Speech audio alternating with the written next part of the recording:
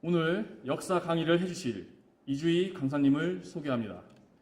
대한사랑 대표 강사이며 10여 년에 걸쳐 청소년, 일반과 군 장병에 이르기까지 수백 회의 역사 강의를 하신 대한사랑의 대표 명강사 이주희 강사님을 소개합니다. 큰 박수로 모시겠습니다.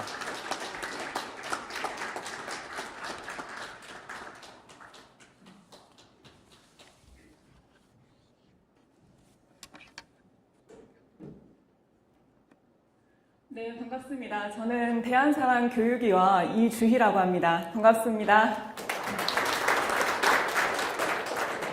네, 오늘 말씀드릴 내용은 동북아 역사 전쟁과 한국사 국통맥이라는 주제입니다.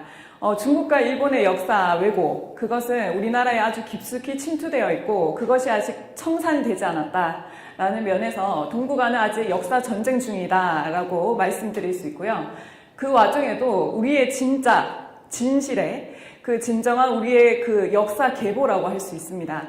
그것이 바로 국통맥인데요. 한국사 국통맥이 다시금 그 모습을 복원하고 있다, 드러내고 있다, 이런 이제 내용으로 진행하겠습니다. 들어가기에 앞서 간단히 노래를 감상하실 텐데요. 가사에 집중해서 한번 들어봐 주시면 좋을 것 같습니다.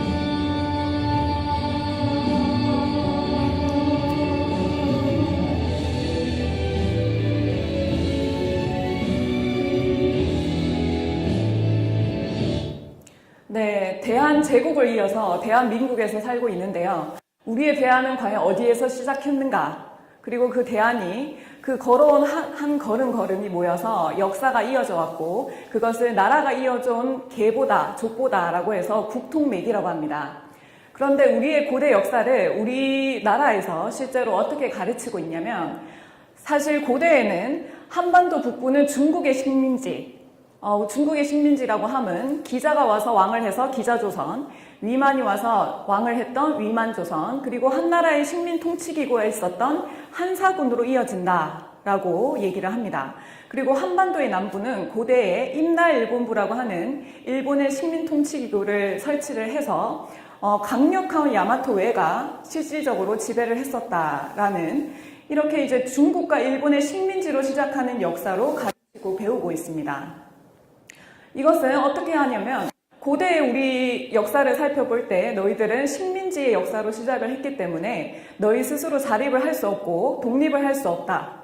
그러므로 누군가의 도움을 받아야 하므로 일제가 침략한 것은 침략이 아니라 고대사의 복원이다 라는 망언까지 할 정도로 이런 이제 우리의 고대 역사를 많이 왜곡시키고 있는데요. 이것은 중국의 중화사관과 그리고 일제의 조선 총독부 사관, 황국사관이라고도 합니다. 그것의 합작이다 이렇게 생각을 하시면 되고요. 이러한 식민사관에 입각해서 만들어진 역사를 우리가 지금껏 가르치고 배워왔다라고 보시면 되겠습니다. 그래서 이제 굉장히 우리나라가 지금 남아나는 데가 없고요. 사실상 반도에 갇혀서 반도를 벗어나지 못하는 그러한 반도사관에 입각해서 가르치고 있는데 우리나라 스스로 그것을 이제 벗어나지 못하다 보니까 대외적으로도 이런 이제 왜곡된 역사를 말하는데 아주 서슴이 없습니다.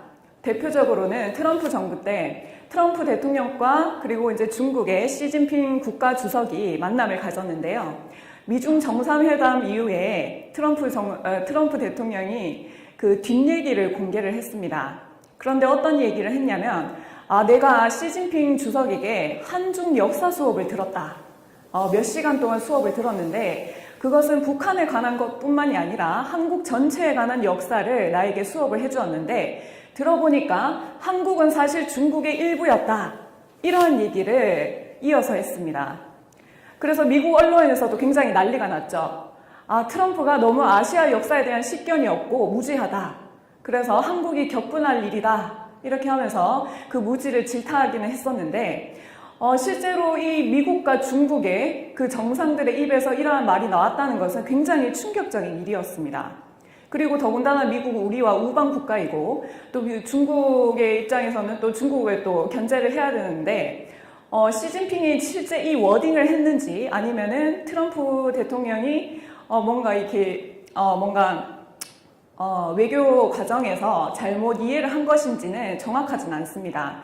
하지만 이러한 이제 이야기를 했다는 것은 시진핑 국가주석의 역사 수업에 이어서 바로 나온 말이기 때문에 어느 정도는 시진핑 국가주석이 이러한 이제 표현을 했구나라는 것을 짐작을 할 수가 있고요. 실제로 중국이 걸어온 그 행보를 보면은 충분한 짐작을 할 수가 있습니다. 그것이 뭐냐면은 바로 중국이 아주 오랫동안 실행해온 역사 왜곡 프로젝트라고 하죠. 역사 공정입니다. 역사 공정이라는 것은 뭐냐면 모든 것이 중국의 역사로 편입시키는 그런 이제 역사 왜곡 프로젝트라고 생각을 하시면 되는데요. 위구르도 사실은 중국의 민족, 그리고 티벳도 중국의 민족이다라고 하면서 서북 공정, 서남 공정을 합니다. 그리고 몽골도 우리 거라고 하면서 북방 공정, 베트남 쪽도 사실은 이제 중국의 역사다라고 하면서 남방 공정을 하는데요. 이렇게 동서남북으로 모든 역사를 중국의 역사로 편입시키는 이러한 역사 공정을 아주 오랫동안 체계적으로 지속을 했습니다. 실질적으로 이제 하상주 단대 공정이라고도 있고요. 중화문명 탐험 공정이라고도 있고, 그리고 우리와 가장 밀접한 관련이 있는 것은 뭐냐면, 여기 중국의 동북 삼성이죠. 흑룡강성, 길림성, 요녕성. 이 만주 지역의 역사도 사실은 중국의 역사다라고 얘기하는 것이 바로 동북 공정입니다.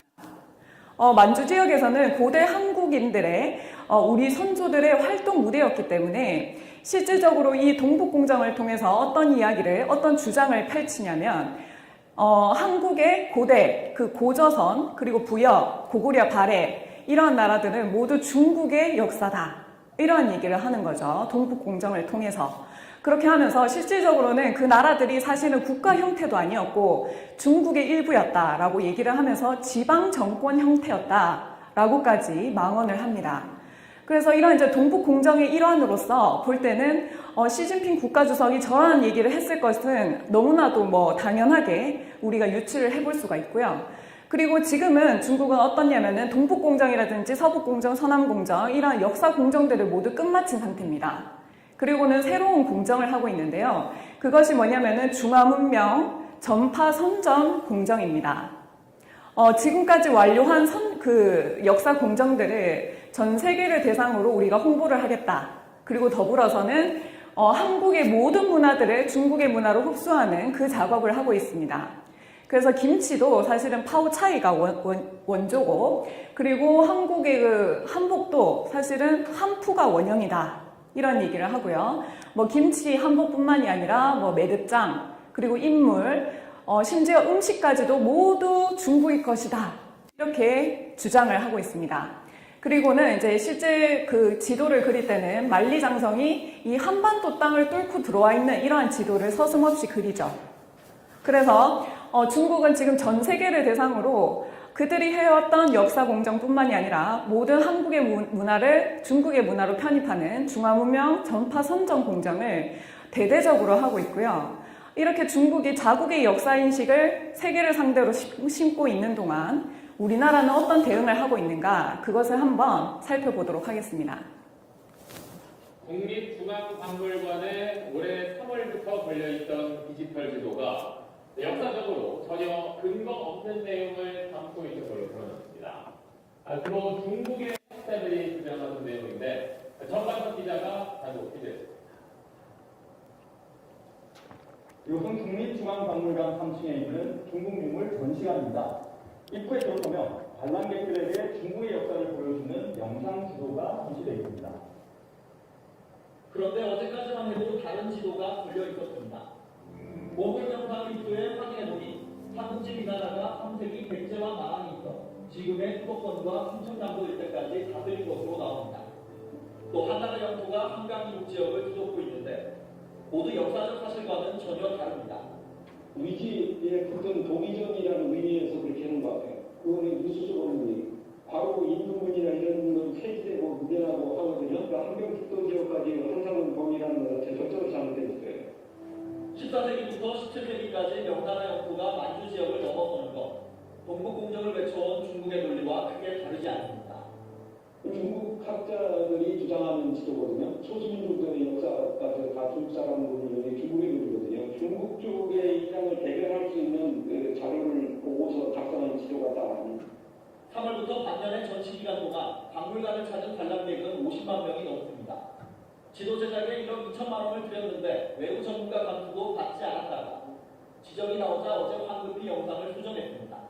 그거는 사실 전문 같은 거 이런 거에 대해서는 필요 이력이 없었습니다. 저희 전문실이라는 게 알고 있기 때문에 그 정치를 취하고 대한민국을 대표하고 국민 세금으로 운영되는 국립중앙박물관에서 지난해에 이어서 올해도 역사 왜곡 시비가 알 만한 그런 전시를 허용했다는 것은 대단히 충격적이고요. 책임을 다해 소명하고 재발견들을 반드시 약속해야 할 겁니다. 박물관 측은 영국의 미술사 자료를 근거로 지도를 제작했다 오류가 발생했다며 외부 자문을 받아 디지털 역사 지도 전체를 검증하겠다고 밝혔습니다. SBS 정만성입니다. 네, 이 뉴스는 얼마 안 된 뉴스입니다. 한두 달 전의 뉴스거든요. 그러니까 우리나라의 그 국민 혈세로 운영되고 있는 국립중앙박물관에서 중국이 위나라에는 충청도까지 지배를 했었고 한나라는 한강 이북까지 그리고 명나라는 만주 지역까지 지배를 했다는 중국 동북 공정의 논리에 입각한 지도를 우리나라 혈세로 운영되는 국립중앙박물관에서 전시를 했다는 겁니다.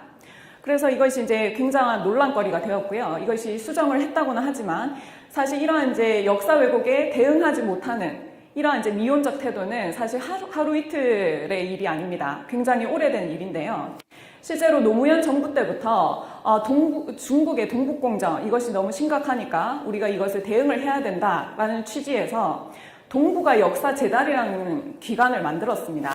그래서 1년에 국민 혈세를 200억 이상 쓴다라고까지 얘기를 했는데요.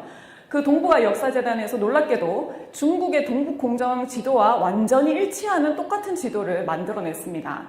그래서 이것이 이제 청문회에서 이제 다시 도마 위에 올랐고요. 결국에는 공개 검증을 계속하겠다고는 얘기를 했지만 놀랍게도 중국의 동북공정뿐만이 아니라 일본의 그 식민사학이 곁들여진 그러한 이제 한 장으로 압축된 그러한 지도를 만들어냈습니다. 보시면은 이 평양을 중심으로 해서 한반도 북부에는 한사군이라고 하는 한나라 때 식민통치기구, 대표적으로 낙랑군이라고 생각하시면 됩니다. 그 낙랑군이 이제 그려져 있고요. 그리고 이 남부에는 아까 말씀드린 일본의 그 임날 일본부가 설치되어 있기 때문에 그때는 신라나 백제 같은 강국이 없었다. 그렇기 때문에 국가 형태를 갖추지 않았다라고 되어 있고 만리장성은 한반도를 뚫고 들어와 있습니다. 만리장성이 진정 한반도 안에 있었다면은 그 흔적이 어디든가에 남아 있어야 되거든요. 그런데 문헌에도 없고 실질적으로 이제 이 평양이라든지 한반도 내에서 만리장성을 봤던 사람은 아무도 없음에도 불구하고 이러한 지도를 중국에서는 직접 그리고 있습니다. 그래서 그것을 이제 동보의 역사재단에서 놀랍게도 똑같이 그려냄으로 인해서 청문회 때 이것을 14점을 받았고요. 이 지도만 만들어내는데 47억이 들었다고 합니다. 그래서 우리나라 국가기관으로 보면은 이미 자정 능력을 상실했다, 이렇게도 볼 수가 있고요. 그리고 이제 최신 이슈로는 뭐냐면은 문재인 정부에서 100대 국정과제 중에 하나로 무엇을 말했냐면은 가야사 복원 사업을 이제 꺼냈습니다. 그래서 가야사를, 가야가 이제 영맹체 국가인데 이것도 굉장히 중요한 우리의 역사다. 그래서 가야사를 복원해야 된다라고 말씀을 하셨고, 그런데 놀랍게도 이 가야사 복원을 함으로써 영호남의 벽을 허물자, 이런 말씀을 하셨습니다. 굉장히 의외죠. 왜냐하면은 가야는 보통 경상남북도의 역사이기 때문에 영호남과는 상관이 없습니다. 영호남의 벽을 어떻게 이제 가야사로 허물 것인가, 이런 의문이 들기 마련인데요. 실질적으로 대통령께서는 가야사 복원이라는 좋은 취지를 말씀을 하신 건데 이것이 실무자들, 그러니까 지금 이 해방 이후로 식민사학이 청산되지 않고 계속해서 계보가 이어져 왔기 때문에 그 식민사학자들의 그 손, 결국에는 실무자들의 손에 넘어갔을 때 이 가야사 복원이 어떻게 변질되어서 진행되는지를 말씀드리겠습니다. 먼저 가야사 복원. 가야사 복원이라는 것은 삼국사기 삼국유사라는 우리의 정통사서에 나오는 그 가야사를 복원을 해야 되는데, 놀랍게도 이 가야사 복원이 어떻게 진행되고 있냐면 일본에 있는 일본 서기에 나오는 임나 일본 부서를 지금 우리나라에 끌어들이고 있습니다. 이것이 굉장히 큰 문제인데요. 임나 일본 부설이라는 것은 무엇이냐면 야마토에가 신공항후를 머리로 해서, 신공항후라는 그 여성이 369년에 가야를 점령을 하고는 임나일본부라는 일제 식민 통치기구를 설치를 했다. 그리고 임나일본부를 통해서 한반도 남부를 200년간 다스렸다라고 하는 설입니다. 이 임나일본부설은 놀랍게도 다른 사서에는 하나도 나오지가 않고요. 오직 일본에서 만들어진 일본 서기에만 근거를 하고 있습니다. 그리고 임나일본부설은 메이지 때 놀랍게도 군부에서 만든 학설입니다. 그 일본 참모부에서 만든 학설로서 이것이 결국에는 이 야마토웨라는 강력한 세력이 있었고, 이 야마토웨가 한반도 남부에 있는 가야를 지배를 했기 때문에 우리는 4세기 정도에도 뭐 신라나 백제라든지 이런 국가 형태를 갖춘 나라가 없었다는 겁니다. 그래서 이 야마토웨가 결국에는 이 가야를 점령하고는 한반도 남부를 200년간 다스렸다라고 얘기를 하는데요. 그 임나일본 부설의 핵심은 뭐냐면 결국에는 임나는 가야다라고 얘기를 하는 겁니다. 그렇다면 임나일본 부설의 근거, 제가 아까 전에도 일본 서기밖에 없다, 이런 말씀을 드렸는데요. 대표적으로는 일본 서기 신공 49년조를 말씀드릴 수 있습니다. 그 내용을 이제 간단하게 볼 텐데요. 야마토웨가 탁순에 집결을 했다고 되어 있는데, 일본 사학자들과 우리나라 식민사학자들은 놀랍게도 일본의 지명을 우리나라 남부에 이렇게 배치를 하는데 놀라운 재주를 가지고 있습니다. 뭐라고 하냐면은 탁순은 대구다라고 얘기를 하는데요. 왜 대구냐 이렇게 물어봤더니 대구 옛 지명이 달구벌이다. 달구벌과 탁순이 비슷하지 않냐? 라고 하면서 탁순을 대구라고 지명을 합니다. 대구로 비정을 하면 어떻게 되냐면 야마토웨가 대구에 집결을 하려면 대구 아래쪽은 모두 야마토웨의 세력이라는 것을 의미합니다. 왜냐하면 공수부대가 아닌 이상 대구에 집결을 하려면 아무 저항 없이 갈 수가 없겠죠. 그래서 대구에 집결을 해서는 신라를 공격해서 깨트리고, 그리고 비자발 난가라 녹국 알라 다라 탁순 가라 칠국을 정벌했다라고 나오는데요. 이 비자발부터 가라까지가 임나 칠국입니다. 일본 서기에는 임나 7국도 있고 임나 10국도 있고 뭐 임나 12국, 임나 13국 뭐 등등이 있는데요. 오늘은 간략하게 말씀드려야 되기 때문에 핵심은 임나는 가야다라고 얘기를 하기 때문에 이 임나 7국이 곧 가야 7국이다, 이렇게 얘기를 합니다. 그래서 신라를 이제 깨트리고는 가야도 정벌을 했다는 거죠. 그리고는 군사를 서쪽으로 돌려서 더 이제 진군을 해서는 친미다레를 주륙했다. 그렇다면은 친미다레는 어디냐? 라고 했을 때 친미다레와 우리나라 한반도 남부의 지명이 비슷한 게 아무리 찾아도 없으니까 어떻게 이제 끼워 맞추냐면 친미다레를 일본어로 이제 얘기를 할 때는 도무다레다. 그런데 전남 강진이 옛날에 도무군이었다라고 해서 친미다레를 전남 강진으로 이제 비정을 합니다. 그렇게 해서 지금 이 내용대로라면 신라도 깨트리고 가야도 깨트리고 결국에는 서쪽으로 더 진군을 해서 전라도까지 임나로 만들었다. 임나 일본부의 그 통치 권역이었다. 이렇게 얘기를 하는 겁니다. 그렇기 때문에 영원함의 벽을 허물 수 있다. 이 말에는 사실은 이 실무자들이 어떤 이러한 이제 잘못된 것을 보고했을 가능성이 있는 것이죠.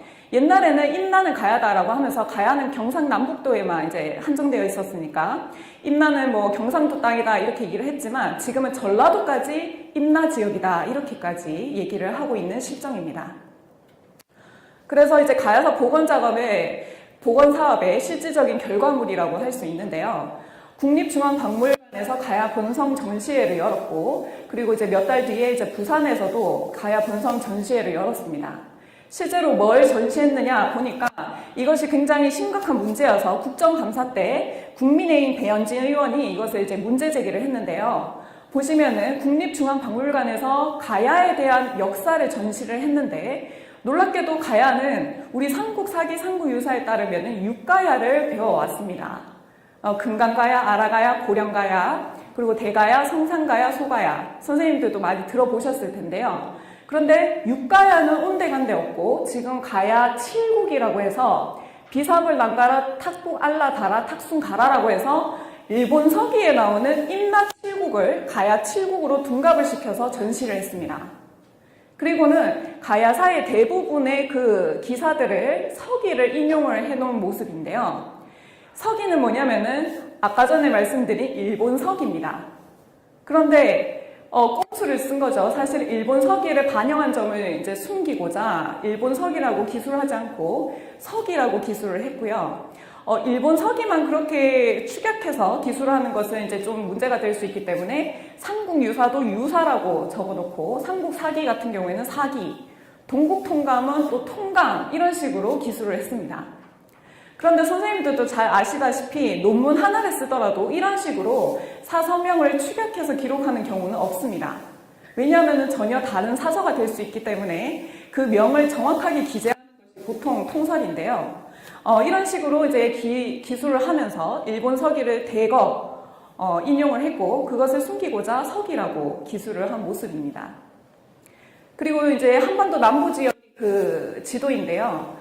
거기에 일본의 지명들을 대거 배치를 했습니다. 그래서 이것이 굉장한 문제거리가 돼서 나중에 이제 부산에서 전시를 할 때는 일본의 지명을 일부 이제 삭제하는 모습을 보이고 있고요. 그리고 가야사 복원 사업의 이제 일환이죠. 가야 고궁군을 유네스코의 세계문화유산으로 등재를 하겠다. 이것은 굉장히 우리가 환영할 만한 이제 취지인데 놀랍게도 그 사업 개요를 보니까 어떻게 등재를 이제 하려고 했냐면은 가야 6가야를 이제 적어놓고는 합천과 남원을 다라국과 김웅국으로 적어서 등재를 하려고 했습니다. 이 다라국과 김웅국은 바로 일본 서기에 나오는 임나의 지명이고요. 이것은 일본의 지명입니다. 만약에 이대로 이제 등재가 된다라고 한다면 어떤 일이 벌어지냐면 남원 같은 경우에는 김웅국으로 이제 등재가 되면 일본 서기에 따르면은 김웅국 주변에 대사국이 있고 또 대사국 주변으로 임나 사연이 또 있습니다. 그러니까 김웅국이 등재됨으로 인해서 일본 서기에 있는 일본의 지명이 대거 한반도 남부로 줄줄이 들어오게 되는 겁니다.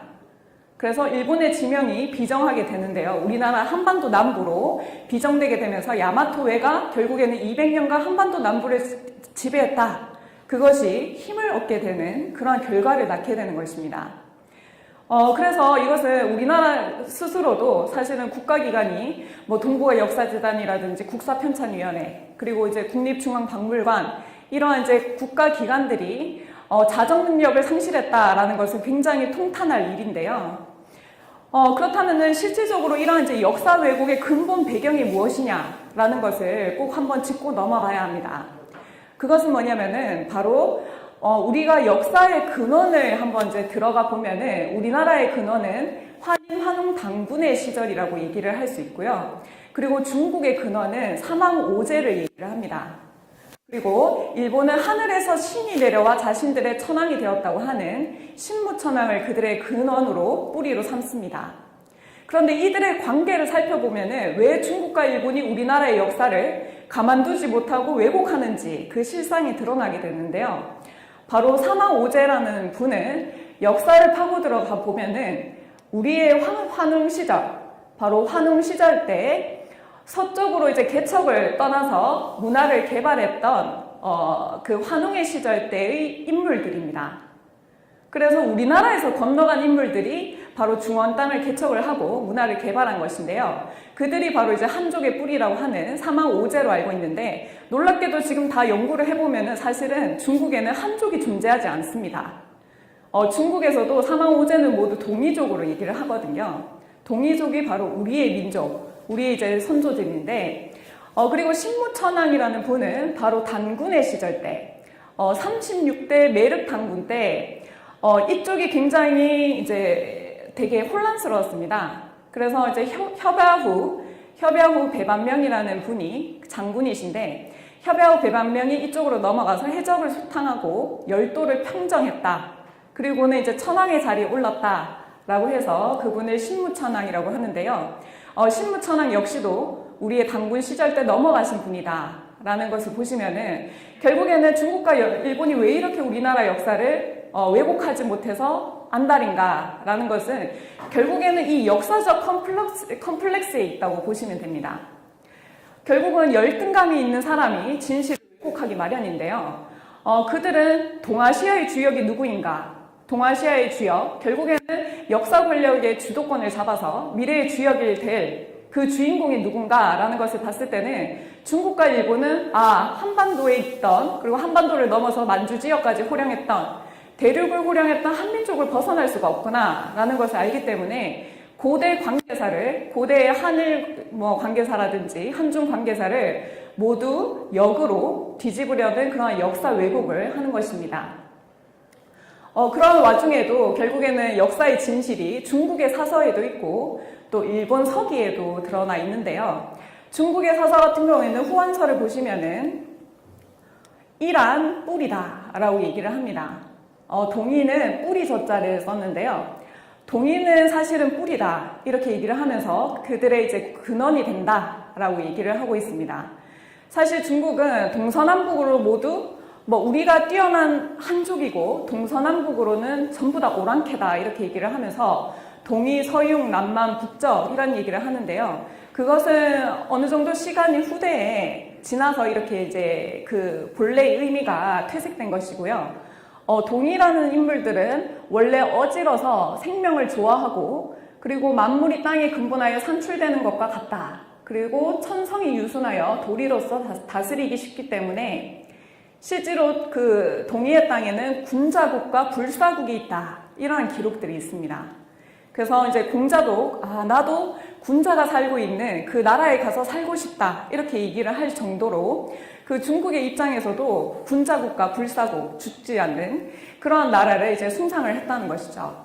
그래서 군자국이라고 하면은 성인 같은 그런 사람들이 살던 나라, 그리고 불사국, 죽지 않는 사람들이라고 하면은 신인 같은 성인과 신이 이제 더불어서 사는 그런 이제 나라가 사실은 뿌리다라고 얘기를 하고 있고요. 일본 서기에도 간략히 말씀드리면은 일본 서기에는 이제 여러 신들이 있습니다. 신들로부터 얘기가 시작되는데요. 일본이 생겨나게 된 그 바탕이 되는 신들이 있는데 가장 일본의 어떤 주축이 되는 그 신은 천조대신이라는 여신입니다. 근데 천조대신에게는 소잔오존이라는 남동생이 있었는데 그 소잔오존이 너무나도 이제 사고를 많이 쳤기 때문에 많이 혼나고 결국에는 이제 어느 나라로 추방이 되냐면 뿌리나라로 가게 됩니다. 그래서 근국이라고 나오는데요. 뿌리나라로 가려 합니다. 라고 얘기를 하고 결국에는 그 뿌리나라가 어디로 나오냐면은 신라국에 간 것으로 나옵니다. 그래서 우리가 이제 백제가 멸망해서 많은 이제 백제의 그 정치적 세력들이 또 일본을 만들었고 또 신라에서도 문화가 많이 들어갔기 때문에 정치적으로나 문화적으로나 그 뿌리가 사실은 한국이다라는 것을 그들도 은연중에 기록을 하고 있는 것이죠. 그렇기 때문에 이런 이제 뿌리, 그 역학관계를 완전히 반대로 뒤집으려는 그것이 바로 역사 왜곡을 하려는 의도고요. 그리고 이제 역사적 열등감, 그 열등의식을 이제 극복하기 위해서 결국에는 역사 왜곡을 하는 것이고, 그렇기 때문에 동북아는 사실은 역사 전쟁 중에 놓여 있습니다. 이것은 총성이었기 때문에 우리가 당장에는 피부로 와닿지 않을지 몰라도 이것은 굉장히 오래전부터 체계적으로 준비된 전쟁이고요. 이것은 미래의 그 주도권을 놓고 싸우게 되는 그런 어떤 전쟁, 굉장히 중요한 전시 상황이다라고 보시면 되겠습니다. 그래서 이런 이제 역사 전쟁 중에 우리가 어떻게 하면 승리를 할 수 있고 진실을 밝힐 수 있는가라는 것을 도모하지 않을 수 없는데요. 행촌이암 선생의 말씀을 한번 지혜를 빌려보도록 하겠습니다. 행촌이암 선생은 고려 때 6왕을 모신 인물이신데요. 대표적으로는 공민왕 때 문화시중을 역임을 하셨습니다. 지금의 국무총리격인데요. 그래서 이제 그때 당시에 최고의 지성이자 정치가이시다라고도 할 수 있는데요. 행촌이암 선생께서 쓰신 단군 세기 서문을 보면은 나라를 구하는 길은 어디에 있는가? 구국의 길은 어디에 있는가? 라고 얘기를 하시는데 나라의 역사가 있고 형체에 혼이 있어야 한다는 것이다. 신시의 나라를 연 이후로 국통이 있어 나라는 국통으로 인하여 세워지고 백성은 국통으로 인해 흥하였나니 역사를 배움이 어찌 소중하지 않으리요. 이런 말씀하십니다. 결국 나라에는 형체가 있고 그 나라의 맥을 따라서 역사의 혼이 흘러온다는 것입니다. 그래서 이 대한의 혼이라는 것은 한국사의 국통맥을 타고 흐르는 것이고 그 국통으로 인해서 나라가 건국되고 또 세워지고 이어져 오고 그리고 백성들이 그 국통 안에서 흥하였나니 이 국통을 제대로 알고 역사를 배우는 것이 매우 소중한 일이다. 이것이 곧 구국의 길이다. 이런 말씀을 하십니다. 그래서 오늘 이제 국통맥에 대해서 한번 이제 말씀을 또 나누는 시간을 이제 가질 텐데요. 이 나무 한 그루만 보더라도 사실은 이 나무가 땅 위로 보이는 모습이 전부가 아닙니다. 땅 밑에 있는 이 뿌리의 생명력으로 인해서 이 나무의 어떤 생명력이 결정되듯이 사실 우리는 역사를 알려져 있는 역사 위주로 반복적으로 배워왔습니다. 그런데 실질적으로는 숨겨져 있는 그 뿌리 역사가 실질적으로 있었고요. 이것은 중국과 일본에 의해서 많이 왜곡되고 말살되어졌지만 사실은 이 뿌리 역사도 때가 되면 땅 위로 모습을 드러내는 법이죠. 그래서 이 숨겨지고 왜곡된 이 뿌리 역사가 어떻게 다시금 우리 세상의 모습을 드러내고 있는지 그것을 살펴보도록 하겠습니다. 한국사의 국통맥, 이것은 대한이 살아온 걸음걸음이다. 이 나라도 면면이 이 맥을 가지고 이어져 왔는데요. 그것을 국통맥이라고 합니다. 보시면은 대한민국 전에 조선 그리고 고려가 있었고 또 발해라고 알려져 있는 대진국과 통일신라가 있었고요. 그 전에 그 사국시대가 있죠. 고구려 백제신라 가야 그리고 이전에 북부여를 중심으로 수많은 나라들이 있었습니다. 아마 선생님들께서는 부여, 옥저, 동해, 낙랑, 남사만 이것이 더 익숙하실 거예요. 하지만 그 중에서도 북부여가 정통을 이었다라고 볼 수 있고요. 그리고 그 전에 그 수십 개의 나라가 왜 우리나라 역사로 모두 다뤄지고 있냐? 그것은 그 전에 그 수십 개의 나라들을 모두 한데 아우르는 대제국이 있었다라는 것을 말하는 것입니다. 그것이 뭐냐면은 당군왕건께서 세우신 당군조선이죠. 그렇게 해서 우리는 당군조선을 시작으로 해서 우리의 역사는 몇 년으로 배우셨습니까? 예, 3,000년도 주로 2,3,000년도 얘기를 합니다. 예, 근데 이제 길게 잡으면은 반만년의 역사 들어보셨죠?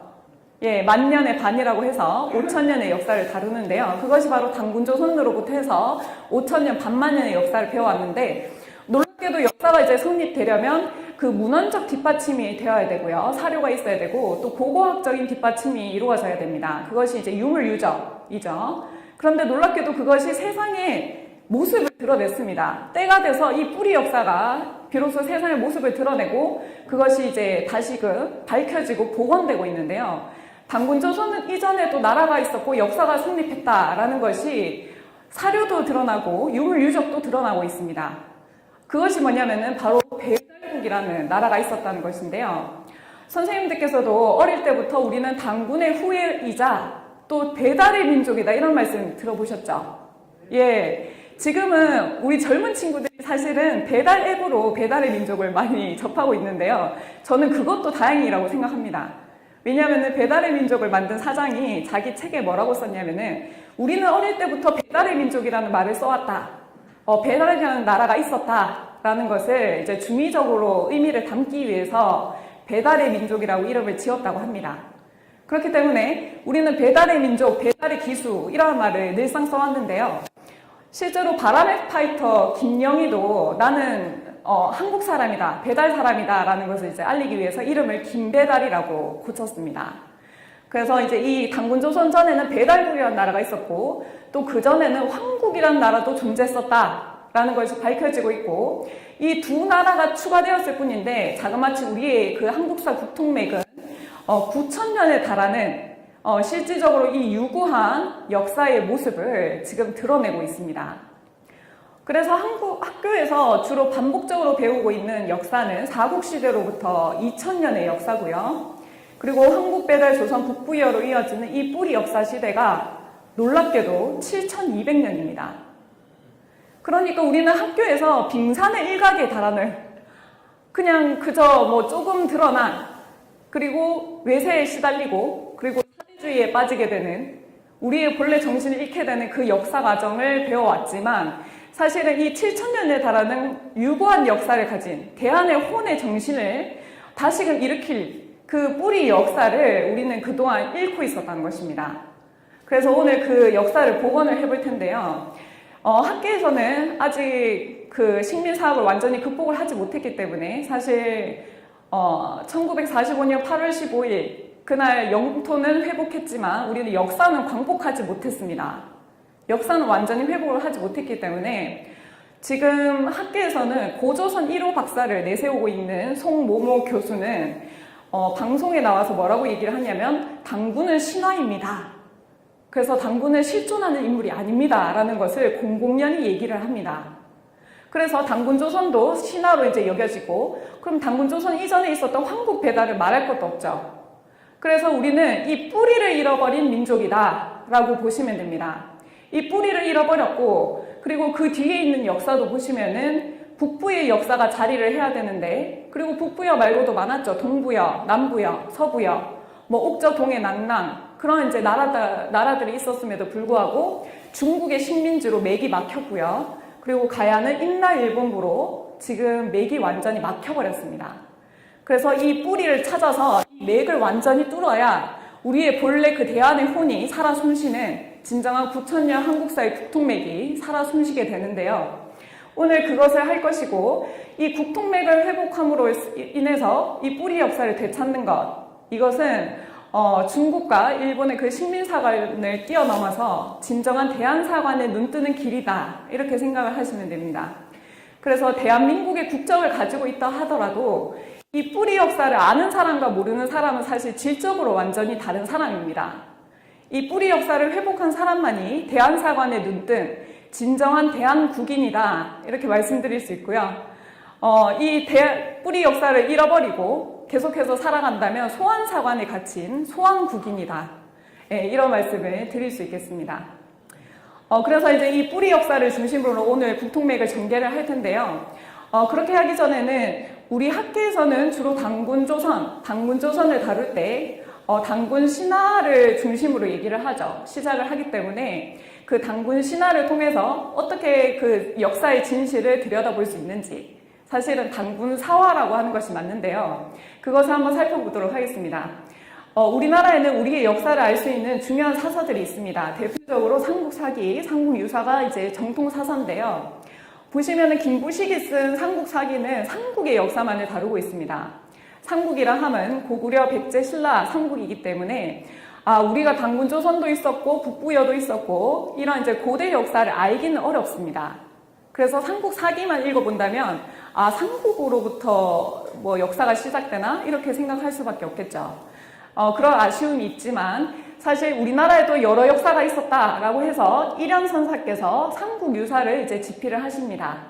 그래서 삼국유사를 보시면은 고조선도 나오고 북부여도 나오고 뭐 동부여 다양한 나라들이 다 다뤄지고 있습니다.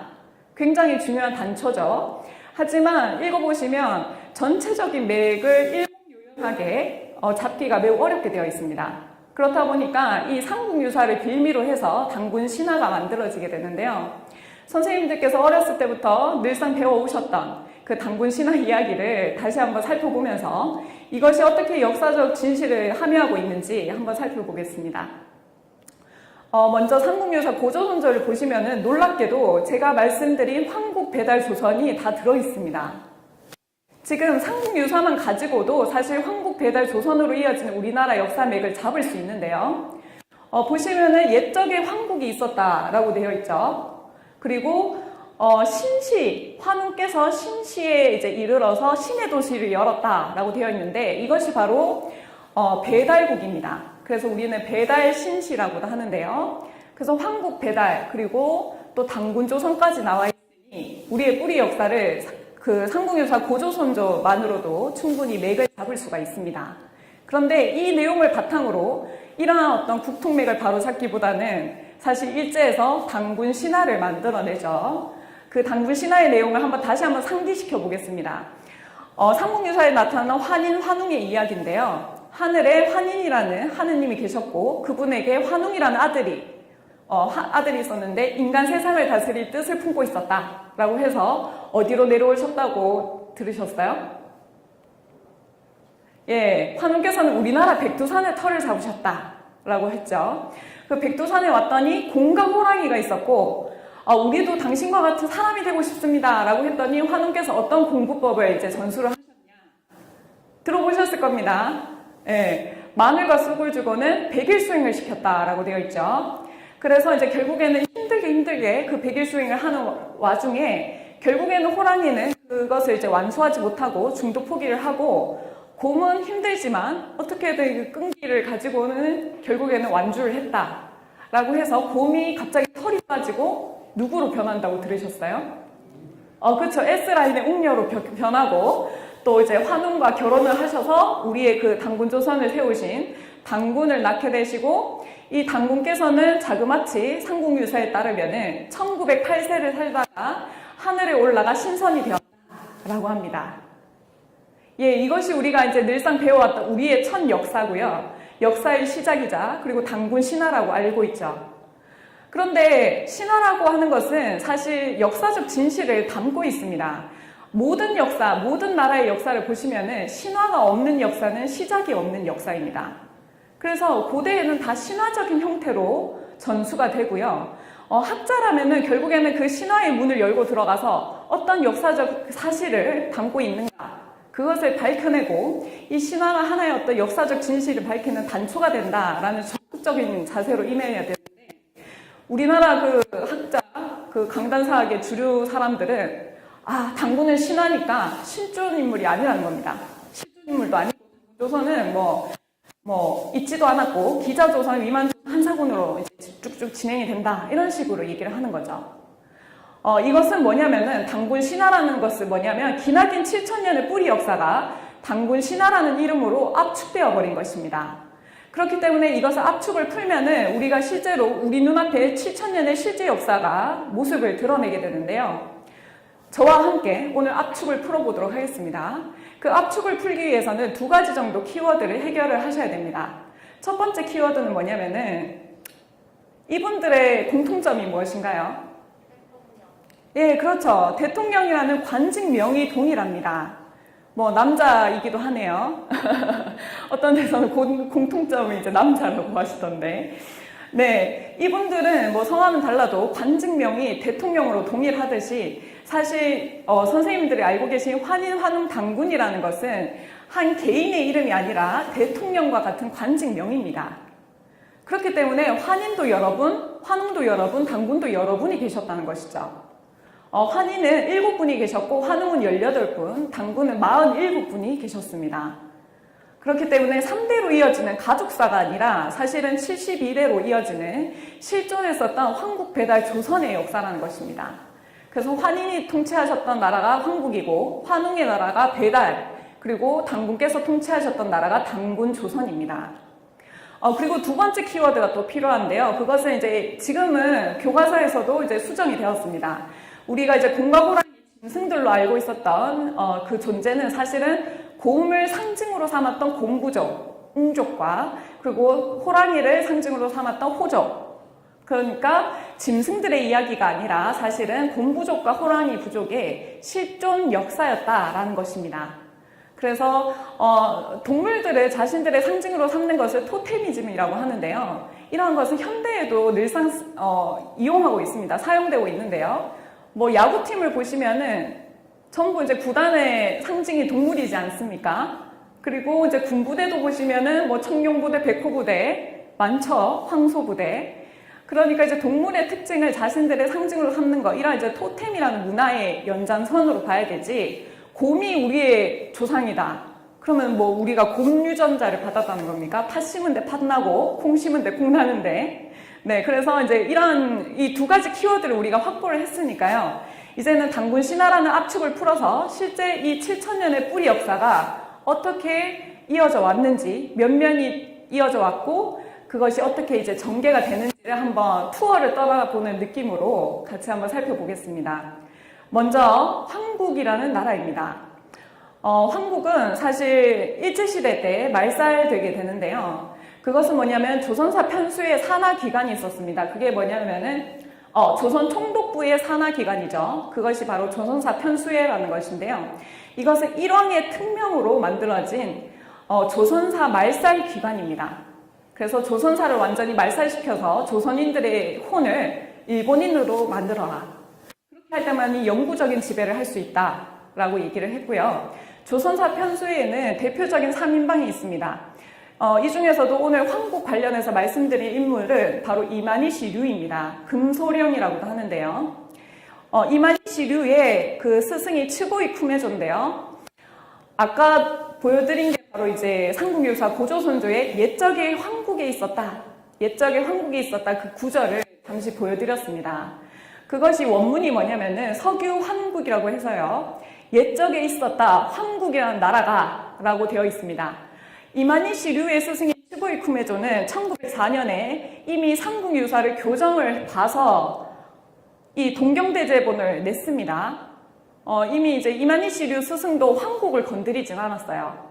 그런데 이후에 이만희씨 류가 황국으로 되어 있는 판본의 국자를 인자로 변조를 하게 됩니다. 그래서 석유 황국이 옛적에 있었다 황국이라는 나라가 그것이 옛적에 있었다 환인이라는 신화가 이렇게 이제 변하게 되는 것이죠.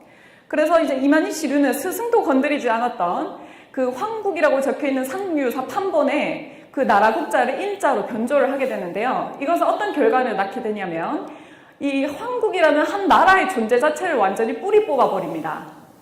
근데 굉장히 머리가 좋은 사람이죠. 사실은 한 글자를 변조함으로 인해서 한 나라의 존재 자체를 완전히 없애버렸고 국가사를 한 인물의 신화사로 한 인물, 뭐 환인이라는 인물이 있었던 것처럼 그것도 실존이 아니라 신화로 완전히 이제 변조를 하게 되는데요. 이것이 완전히 한국사 말살의 결정타를 날렸다. 이렇게 이제 보실 수가 있고 이것은 뉴스에서도 다룬 바가 있습니다. 한번 보시겠습니다. 고조선의 건국 신화라고 알고 있는 단군 신화가 신화가 아니라 실제로 있었던 역사라는 사실을 증명한 책이 나왔습니다. 일제가 삼국 유사에 나오는 고조선 관련 기술을 변조했다는 구성입니다. 고려의 승려 이련이 쓴 역사책 삼국유사입니다. 현재 출간된 대부분은 단군의 아버지인 황리, 환인의 서자인 것으로 기술되어 있습니다. 하지만 문제의 인자는 단자체 국자에 가필된 흔적이 역력합니다. 일제시대 이만희씨라는 일본 사학자가 변조한 것입니다.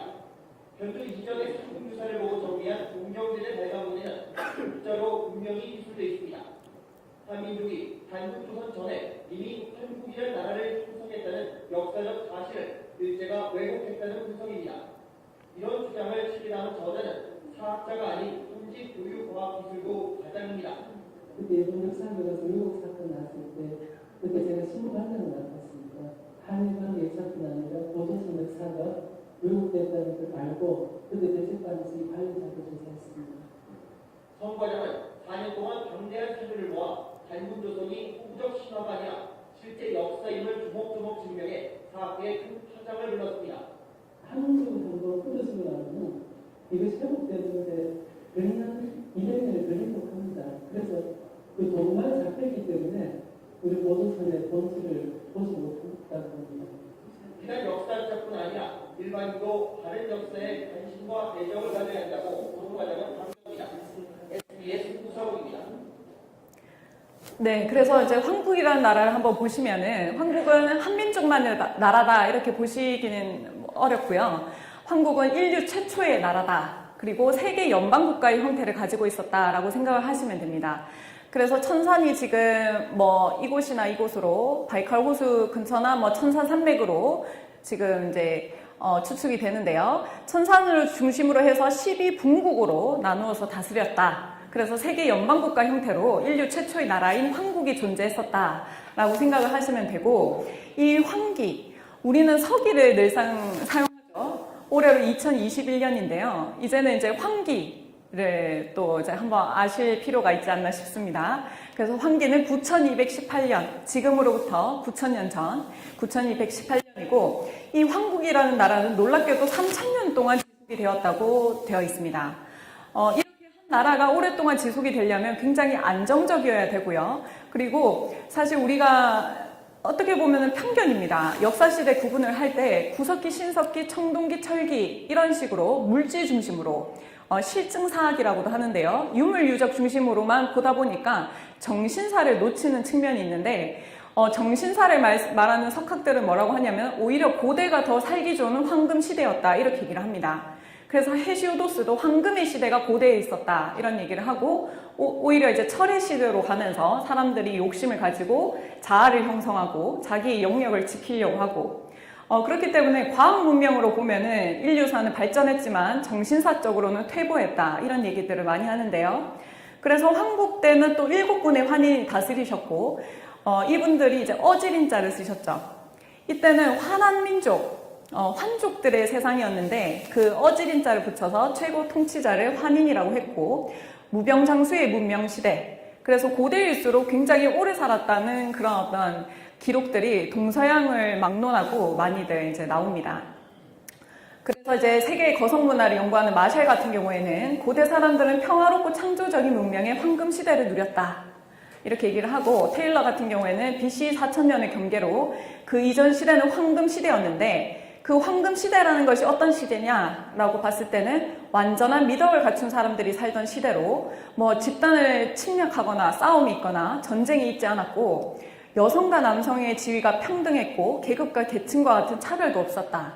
그리고 인간과 자연 사이의 조화, 인간들 사이의 조화가 지구 전체에 충만한 정말 이제 현대인들이 꿈꾸는 유토피아가 오히려 고대에 있었다. 이렇게까지 얘기를 합니다. 그리고는 이제 지금으로부터 6000년 전이죠. 황국의 시대가 이제 끝나갈 즈음에 이때 이제 점점 인구가 증가하게 되고요. 인구가 많아지게 되고 또 기후 변동이 일어나게 됩니다. 굉장히 추워지게 돼요. 그래서 황국을 이제 형성해서 살던 사람들이 동서방으로, 동양과 서양으로 이제 나눠지게 됩니다. 그 중에서 이 동쪽에 백두산으로 터를 잡으신 분이 누구냐면은 바로 우리가 알고 있는 환웅천왕이십니다. 초대 환웅천왕께서는 이 천산으로부터 백두산 쪽으로 이동을 하셔서 백두산의 터를 잡으시고는 신시를 여시고 배달국을 여셨고요. 그리고 서쪽으로 가는 그 세력들이 누구냐면은 서양 문명의 그 시작이라고 알려져 있는 수메르 문명의 주인공들입니다. 그리고 일부는 여기 베링 해협을 건너서 또 인디언 문명을 형성했다라고도 보는데요. 그렇게 해서 이 환웅천왕께서 오실 때 사실은 뭐 방고라는 인물도 같이 이제 따라 나섰는데 그분이 이제 그 삼위산의 털을 잡으면서 한족의 뿌리가 되었다라고 알려져 있는데 한족들은 지금 이제 사망호제를 자기의 근원으로 두고 방고는 전설적인 인물로 얘기를 합니다. 근데 방고가 더 뿌리죠. 그렇게 해서 그렇다면은 과연 이 환족의 무리들이 이제 동서방으로 이렇게 이제 이동을 하게 되는데 과연 이들 중에 누가 정통을 이었냐라는 것이 중요합니다. 그것으로 볼 때는 바로 환웅천왕께서 이 천부인을 가지고 오셨다. 환인에게 받은 천부인을 가지고 오신 것으로 되어 있는데요. 우리가 가까이로는 이성계의 조선만 보더라도 왕위를 계승할 때는 옥새라는 상징적인 물건을 주지 않습니까? 도장. 그것처럼 천부인도 그런 어떤 정통을 계승하는 상징적인 물건으로 생각을 해볼 수가 있습니다. 그래서 이제 결국에는 이 환웅께서 하늘에서 내려오신 게 아니라 천산에서 이동을 하신 거죠. 천산에서 백두산 쪽으로 이제 오신 거고요. 백두산에 오셨을 때 곰과 호랑이 같은 짐승이 있었던 것이 아니라 그들을 이제 곰과 호랑이를 상징으로 하는 웅족과 호족이 있었다는 겁니다. 그런데 놀랍게도 짐승이 아니고 이미 인간임에도 불구하고 환족과 그리고 환웅에게 무엇을 요청했냐면 우리도 사람다운 사람이 되고 싶습니다 라는 것을 요청했다고 나와 있습니다. 그러니까 어떤 원초적인 욕구, 기본적인 욕구를 넘어서서 실제로 그 참다운 인간, 인간다운 인간이 되고 싶다. 그것을 이제 환족에게서 그들이 받고 우리도 환족 같은 인물이 되고 싶습니다 라는 것을 요청을 했다는 겁니다. 그래서 환웅께서는 실제로 인간이 되려면은 수행을 해야 된다라고 해서 그것을 이제 100일 수행을 공부법으로 주신 거고요. 그래서 내면도 갈고 닦는 외면 어떤 기본적인 욕구만 충족하는 것이 아니라 내면을 갈고 닦고 자기 완성을 추구하는 그런 어떤 인간상을 제시를 하셨던 것입니다. 그런데 실제로 이 100일 수행을 시켰을 때 호족은 끈기가 부족해서 결국에는 완수하지 못했다라고 되어 있고 웅족은 100일 수행을 완수를 했죠. 그렇게 해서 결국에는 호족은 교화되지 못해서 퇴출이 됐고요. 웅족은 100일 수행을 이제 성공적으로 해내면서 환족과 결합을 하게 됩니다. 그런데 우리가 이 곰이 변해서 여성이 되어서 웅녀라고 알고 있는 그 웅녀라는 인물은 사실 곰이 변한 게 아니라 이 웅족의 군장이었습니다. 웅족의 군장이 여성이었고요. 그 여성이 바로 웅녀였습니다. 그래서 환웅과 웅녀가 결혼을 하시고 환족과 웅족이 결합을 하게 되는데 그렇게 함으로써 비로소 어떻게 되냐면은 바로 한민족이 태동되게 되는 것입니다. 그렇기 때문에 이 환웅께서 오셔서 웅족을 교화해서 백두산의 터를 잡으시고 여신 배달국이라는 나라는 한민족의 진정한 최초 국가다. 한민족의 진정한 출발점이다. 이렇게 생각을 하시면 돼요. 그렇기 때문에 우리에게는 환족의 피도 흐르고 있고 웅족의 피도 흐르고 있는 것입니다. 곰의 피가 아니라요. 네. 그래서 이제 이 한민족의 본격적인 시작, 최초 국가라고도 할 수 있는 배달국에 대해서 말씀을 드릴 텐데요. 배달국은 백두산에 이제 터를 잡으시고, 이 백두산을 터를 잡으시고, 이 한반도뿐만이 아니라 만주 지역, 그리고 지금의 중국의 동부 지역까지 모두 한데 아우르는 대제국이었습니다. 이미 국가 형태를 갖추었어요. 이미 국가 형태를 갖추었고, 그리고 이 배달국으로부터 우리가 이미 누리고 있는 문화의 혜택들이 이미 5,000년 전, 6,000년 전에 근본 토대들이 마련되게 됩니다. 그것을 문화영웅, 배달국에 계셨던 문화영웅 세 분을 통해서 말씀을 드릴 텐데요. 이 배달국에는 태우보키씨, 염제신농씨, 치유천왕 이 세 분의 문화영웅이 계셨습니다. 오늘 이 세 분을 꼭 기억해 주시길 바라는데요. 태우보키씨 같은 경우에는 5세 태우의 환웅, 아까 이제 환웅이 18분 계셨다고 말씀을 드렸는데 5세 태우의 환웅의 막내 아들이셨고요. 그래서 배달국의 왕자이시자 또 우사라는 직책을 가진 신하였습니다. 이 태우보키 씨는 여기 보시면은 익숙하실 겁니다. 태극을 중심으로 해서 8괴를 지금 들고 계시는데 이 8괴를 처음 그리신 성인이십니다. 그래서 이 세상에는 눈에 보이지는 않지만 뭔가 돌아가는 이 우주의 이치, 섭리라는 것이 있고 그것을 괴라는 상징 체계로 체계를 잡으신 분이 바로 태우보키 씨입니다. 놀랍게도 이 8개 중에서 4개를 우리가 태극기에 실고 있는데요. 건곤감리라고 해서 하늘, 땅, 물과 불, 그리고 중간에 태극을 그려서 우주의 이치를 담은 유일한 국기가 바로 태극기죠. 그 태극기의 어떤 원형이 사실은 태우보키 씨에게서 나왔다. 이렇게 생각을 하시면 되고요. 놀랍게도 이러한 이제 8개의 이치라는 것은 지금의 우리가 누리고 있는 컴퓨터라든지 스마트폰 이런 것들이 이진법의 원리잖아요. 그런 것들이 다 음량에서 착안이 되었습니다. 그래서 라이프니치 같은 경우에는 보키 씨는 고대의 위대한 수학자이자 과학왕이었다라고까지 자기의 논문을 쓰기도 했거든요. 그래서 오히려 이 동양의 지혜가 서양에 많은 영감을 주기도 하는데요. 아인슈타인도 주역을 굉장히 좋아했다고 알려져 있죠. 그래서 이 태우보키 씨는 8개를 그리신 성인이다라고 되어 있고 염제신농 씨 같은 경우에는 신하셨는데 이분은 한의학과 농경의 아버지가 되신다라고 보시면 됩니다. 그래서 이제 이 풀 같은 거를 일일이 직접 맛보시면서 자신의 몸을 실험체로 삼으셨어요. 그렇게 이제 희생적인 정신으로 한의학과 농경의 아버지가 되시고, 이분을 염제신농 씨라고 하고요. 그리고 치유천왕께서는 실제 배달국을 통치하셨던 14번째 환웅이십니다.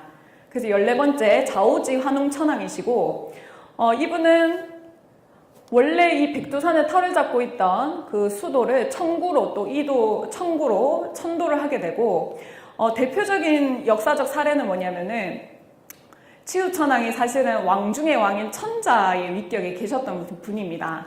그런데 한족에 있었던 황제 헌원이라는 인물이 천자에 이제 도전을 하는 거죠. 그래서 치유천왕에게 도전을 해서는 10년간 73번의 전투가 이루어졌다라고 알려져 있는데요. 놀랍게도 우리는 불멸의 이순신을 말하지 않습니까? 그런데 이 치유천왕께서는 73전에서 모두 73승을 하셨다고 알려져 있습니다.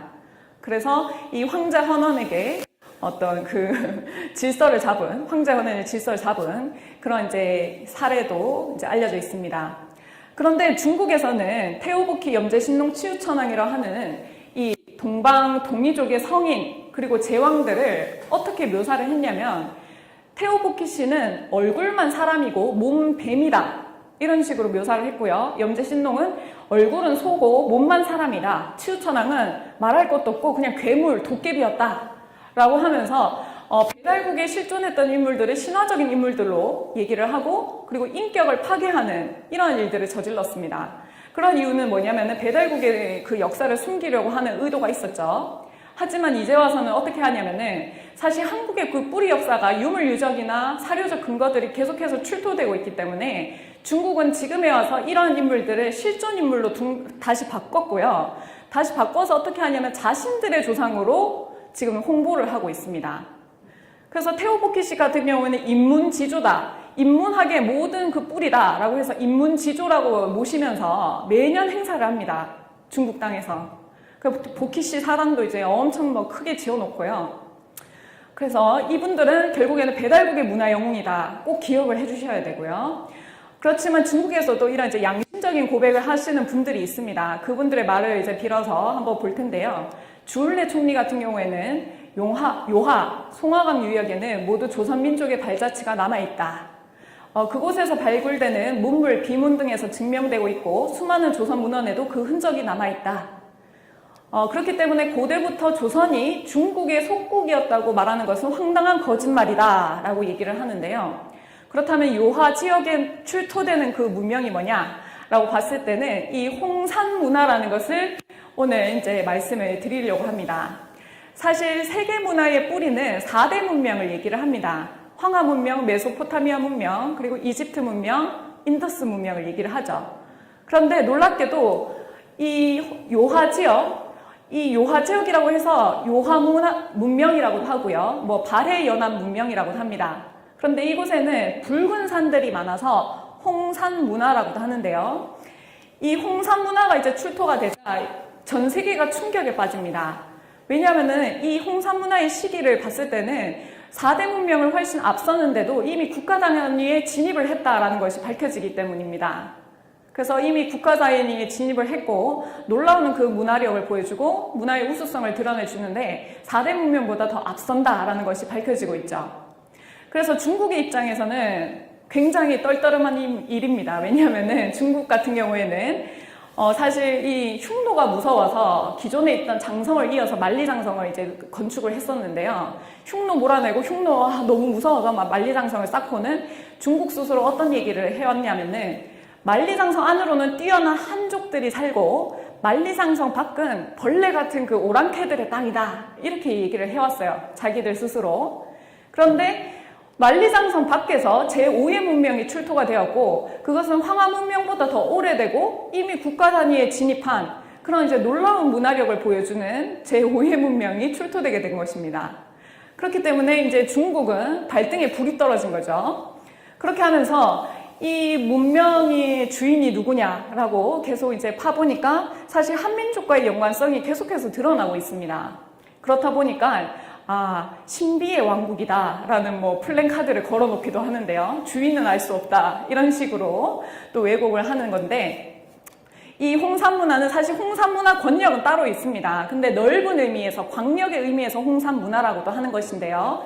뭐 소화성 문화, 흑룡한 문화 등등에서 하가정 문화까지 이것은 자그마치 오래 잡으면은, 길게 잡으면 9,000년 전까지도 올라가고요. 그리고 하가정 같은 경우에는 고조선 문화까지도 포함을 하고 있습니다.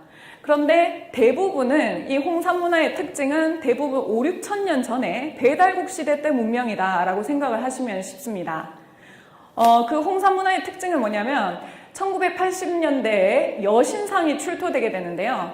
이 여신상이 출토됨으로 인해서 중국 학계뿐만이 아니라 세계 고고학계가 충격에 빠지게 되고, 이러한 여신상의 발굴 소식은 한 문명의 그 탄생을 알리는 그러한 신호탄 역할을 했다고 보시면 됩니다. 이 여신상을 보시면은 자세를 보시면 반가부좌 자세라고 해서요. 보통 수행을 하는 자세입니다. 수행을 할 때 이렇게 다리를 반 겹쳐서 앉는 반가부좌 자세를 취하는데, 놀랍게도 환웅께서 인간이 인간다워지려면 수행을 해라, 100일 수행을 해라 라고 했던 그 100일 수행을 이제 시키셨던 그 기록과도 일치하죠, 문화가. 그래서 이 여신상을 보시면 수행을 하는 이런 이제 자세를 취하고 있고요. 서양의 여신상을 보시면 보통 육체적인 그런 관능미를 뽐내는 그런 여신상들이 대부분인데, 이 홍산문화에서 발굴된 이 여신상을 보시면은 수행을 하는 자세로 뭔가 상대방의 내면을 꿰뚫어 보는 듯한, 통찰하는 듯한 그런 어떤 성숙한 아름다움을 보여주고 있습니다. 그리고 여신상의 눈도 보시면은 옥을 갈아서 넣었어요. 이미 5, 6,000년 전에. 그때 옥을 갈아서 이렇게 여신의 눈으로 넣은 모습이고요. 그리고 홍산문화에서는 대표적으로 총묘단이라고 하는 유적지가 모두 출토가 됩니다. 무덤과 그리고 여신을 모시는 사원, 그리고 하늘에 제를 지내는 제단인데요. 이 총묘단의 3요소가 모두 출토된다라는 것은 이미 국가 형태를 갖추었다라는 것을 의미합니다. 그래서 5, 6,000년 전에 이미 배달국은 국가 형태를 갖춘 그런 나라였다라는 것을 알 수가 있고, 실제로 무덤이나 천단을 이제 복원을 해보면요, 그 모습이 이런 방형, 사각형이죠. 방형과 원형을 띠고 있는데, 이 원방 그리고 세모까지 해서 각이라고 하는데, 원래 원방각은 천지인 사상을 품고 있습니다. 어떤 문화 코드를 볼 때는 도형이라든지 수라든지 그런 것들이 다 의미를 내포하고 있는데요. 보시면은 방형은 뭐냐면 땅의 정신을 드러냅니다. 땅은 반듯하고, 그리고 이제 반듯하다라는, 방정하다라는 의미에서 사각형을 이제 쓰고, 하늘의 정신은 둥글고 원만하다라고 해서 원형을 쓰는데요. 놀랍게도 이런 어떤 제단이라든지 무덤을 이제 건축을 할 때도 이런 하늘과 땅의 정신을 우리가 담았다. 그만큼 한민족들의 그런 깨달음의 수준이 굉장히 놀라운 깊이를 이제 보여주고 있다라고 생각하시면 됩니다.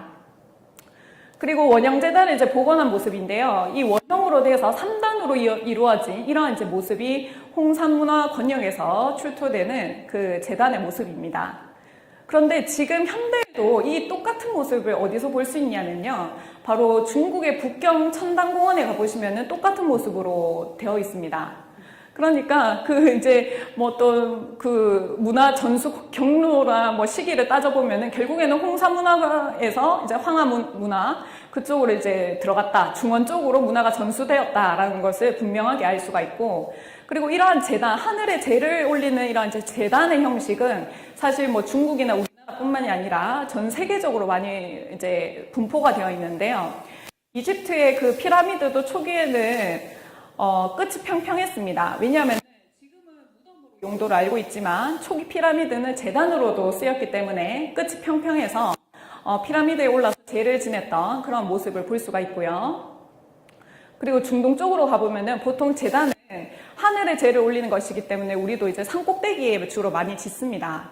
그래서 강화도 마리산도 그 산꼭대기에 있는데 그 재단이 중동 쪽으로 가보시면은 산이 잘 없죠. 허허 발판의 그 사막 지형이다 보니까 이런 인공산을 쌓고는 그 위에 올라가서 제를 지내는 이런 이제 지구라시라고 하는 형태가 많이 출토가 됩니다. 그리고 홍산 문명의 또 다른 특징은 뭐냐면은 옥기가 굉장히 많이 출토된다는 것입니다. 너무나도 많이 출토가 되기 때문에 역사학자들은 일부 구석기, 신석기, 청동기, 철기로 이어지는 역사시대 구분에 옥기를 집어넣어야 된다 이렇게까지 얘기를 하시는 분들이 있어요. 그만큼 옥이 굉장히 다량으로 출토가 되는데 보시면은 이 밑줄 여기 한 3개 정도 빼고는 다 홍산문화의 옥들입니다. 보시면은 5, 6천 년 전에 이미 이러한 정교한 가공을 했었다는 것을 보여주고 있습니다. 그래서 지금도 사실 이렇게 가공할 수 있냐 이렇게 물으면은 굉장히 어려운 기술이고 시간이 많이 든다고 얘기를 하죠. 그리고 많은 인력이 이제 투입된다고 얘기를 하는데 이렇게 옥에 작은 구멍을 뚫는 이런 이제 기술이라든지 그리고 굉장히 사실 우리의 그 옥은 신라 시대 때 이 고곡이라고 해서 이런 것들이 유명하죠. 잘 알려져 있는데 고곡의 모습은 오히려 단순합니다. 오히려 홍산문화의 그 옥의 그 가공된 모습을 보면 더 정교하고 아름답고요. 그리고 천자의 상징이 용이라든지 봉황 이런 것들을 많이 이제 가공을 했는데 워낙에 이제 출토가 많이 되고 옥은 예로부터 수천 년 동안 지나도 빛을 잃지 않는다라고 해서 하늘의 색이라고 알려져 왔습니다. 그래서 천자의 상징이기도 한데요. 그러한 옥이 배달 문명 시대 때 굉장히 많이 출토가 된다는 것입니다. 이분은 미국에서 이제 북동아시아 연구로 앞서 있는 그 고고학 연구자이신데요. 사란을 쓴 이분이 뭐라고 하셨냐면은 홍산문화의 특징은 농업과 가축, 어업을 겸했는데 한반도의 삶과 동일하다. 동북 지역의 고인돌은 한국과 완전히 같다. 그리고 홍산문화에서는 온돌도 출토가 되는데 그것은 한국의 문화다. 이렇게 얘기를 합니다. 그래서 이런 것뿐만이 아니라 사실은 홍산문화의 주인이 한국인이다. 한국인과의 연관성이 굉장히 높다라는 그 증거들은 굉장히 많습니다. 그래서 뭐 비파용 동검이라든지 상투용 옥고라든지 암각화 그리고 뭐 적석총이라든지 굉장히 많은데 오늘은 국통맥을 잡아보는 시간이기 때문에 이 정도로만 말씀을 드리고요. 그래서 이런 이제 홍산문화의 발견 제5의 문명 20세기 최대 발굴 사건은 중국을 이제 충격에 빠뜨리게 되고 중국은 새로운 전략으로 어떻게 이 홍산문화를 세계 고고학계에 알릴 것인가 라는 이제 회의를 하게 되죠. 거기서 뭐라고 하냐면은 한민족이 존재하는 한 우리 중국인들은 한국인의 후손이 되며 중국의 영토는 원래 한국인들의 땅이란 주장을 부인할 수 없다. 중국은 더 이상 숨길 수 없는 홍산문화를 세계 고고학계에 밝혀야 하며 그렇다면 우리는 어떤 전략으로 임할 것인가? 중국 문화는 복합 문화다라는 주장으로서 세계 사학계를 상대로 새로운 전략으로 임해야 함을 선언한다 이런 얘기를 하죠. 그래서 통일적 다민족 국가론 이런 것들을 주창하게 되는 것입니다. 그래서 모든 소수민족들의 역사가 사실은 중국사다. 모든 지금의 중국 영토에 있는 모든 민족들의 역사는 개별의 역사가 아니라 중국의 역사다라는 것으로 이야기를 하면서 홍산문화 역시도 사실 중국의 역사, 중국의 문명으로 편입을 시키고 있는 것인데요. 사실 이 홍산문화라는 것은 배달국의 그 문명이라고 보시면 되고 아까 그 서기는 잘 아시겠지만 이제 황기에 이어서 신시 개천이 몇 년인지 한번 기억해 주시기 바랍니다. 예, 배달국이 세워진 그 신시 개천은 5918년입니다. 지금으로부터. 그리고 이런 이제 배달국은 18분의 환웅께서 통치를 하셨고요. 1565년 동안 지속되었습니다. 그래서 이 국가 형태를 이미 갖춘 배달국을 이어서 단군조선이 또 등장을 하게 되는데 그렇다면 이 단군조선도 그나마 우리가 지금 학계에서는 시작, 첫 역사다, 역사의 시작이다라고 얘기를 하고 있는데 제대로 다뤄지고 있는지 한번 보겠습니다. 단군조선을 세우신 단군의 모습을 주로 어떤 모습으로 그리냐면 이런 모습으로 많이 보셨을 겁니다. 언론에서도 이렇게 나오고 교과서에서도 이렇게 나오고 그리고 우리 국조이시니까 초등학교에 그때 동상을 많이 세웠지 않습니까? 그래서 이런 모습으로 많이 조성을 했는데요. 자세히 한번 보십시오. 과연 이 모습이 우리 단군조선을 통치하신 그 통치자의 모습으로 합당한지 보시면은 머리띠를 두르고 있고요. 항상 머리를 길게 늘어뜨립니다. 그리고는 옷은 꼭 나뭇잎 옷 같은 거를 걸치고 있어요. 이것은 뭐냐면은 한 국가를 통치하셨던 통치자의 모습이라기보다는 부족장의 모습과 비슷합니다. 왜 이런 부족장의 모습으로 그리게 되냐면은 단군조선 이전에 배달국이 존재했었다라는 것을 알지 못하고 인정하지 않기 때문에 단군조선으로 시작했을 거면은 세력이 작지 않았을까? 세력이 작았다면은 부족장 형태로 시작을 했겠지. 라고 생각하는 그런 의도가 이제 반영된 결과물이라는 것이죠. 그래서 우리는 이전에 배달국이 존재했었고 배달국을 이었기 때문에 실존했었던 이 국조에 대한 인식, 이것을 이제 새롭게 전환을 해야 되는데요. 실제와 더 가까운 모습은 이러한 모습입니다. 상상도인데요.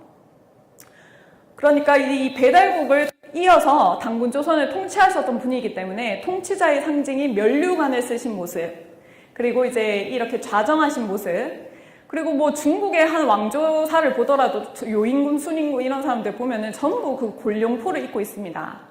그런데 이 당군왕검은 맨날 나뭇잎 옷을 이렇게 걸치고는 우리의 국조라고 얘기를 해왔던 것이죠. 그래서 이러한 모습에 더 가깝다라고 말씀을 드리고요. 그리고 당군조선의 강력에 대해서 한번 말씀을 드리겠습니다.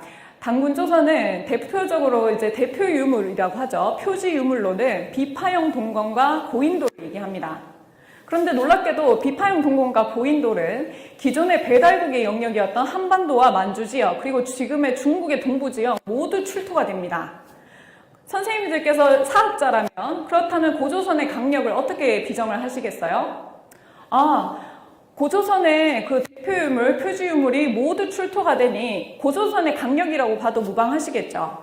그런데 우리 그 강단사에서는 절대 인정하지 않습니다. 고조선은 평양 부근에서 뭐 어느 정도 이제 이 강력을 넘어서지 않았다라고 얘기를 하는 것이죠. 그래서 이 대표유물, 표지유물이 이제 나타나는 이 영역은 고조선의 강력은 아니지만 동이족이 분포했었던 지역이다, 이렇게 얘기를 하고요. 그리고 고조선의 강력은 아니지만 문화범위였다, 이렇게 얘기를 하기도 하고요. 그리고 또 요동 지역과 평양에서 너무 이제 같은 문화들이 많이 이제 출토가 되기 때문에 이제는 고조선 중심 이동서를 만들어냅니다. 그래서 요동에 있었다가 평양으로 옮겼다라고 하면서 반도를 벗어나지 못하게 꽁꽁 싸맵니다. 그래서 고조선의 강력을 축소시키는 그러한 모습을 보여주고 있는데요. 당군조선은 이미 앞서 말씀드린 대로 배달국을 이은 나라이기 때문에 한반도와 만주 지역, 그리고 중국의 지금의 동부 지역까지 모두 한데 아우르는 대륙을 호령하던 당군조선이었다, 이렇게 말씀을 드릴 수가 있습니다. 그리고 선생님들 잘 아시는 북방민족들, 흉노, 몽고, 돌궐, 선비, 거란, 여진, 이러한 이제 북방민족들은 당군조선의 통치 방식이라든지 문화적인 어떤 속성, 그런 것들을 계승해서 또 출연을 하게 됩니다. 그런데 이제 이 당군조선의 통치 방식에 대해서 좀 더 말씀을 드릴 텐데요. 당군조선은 배달국과 달리 나라를 셋으로 나눠서 다스렸습니다. 그래서 그것을 사만광경제라고 하는데요.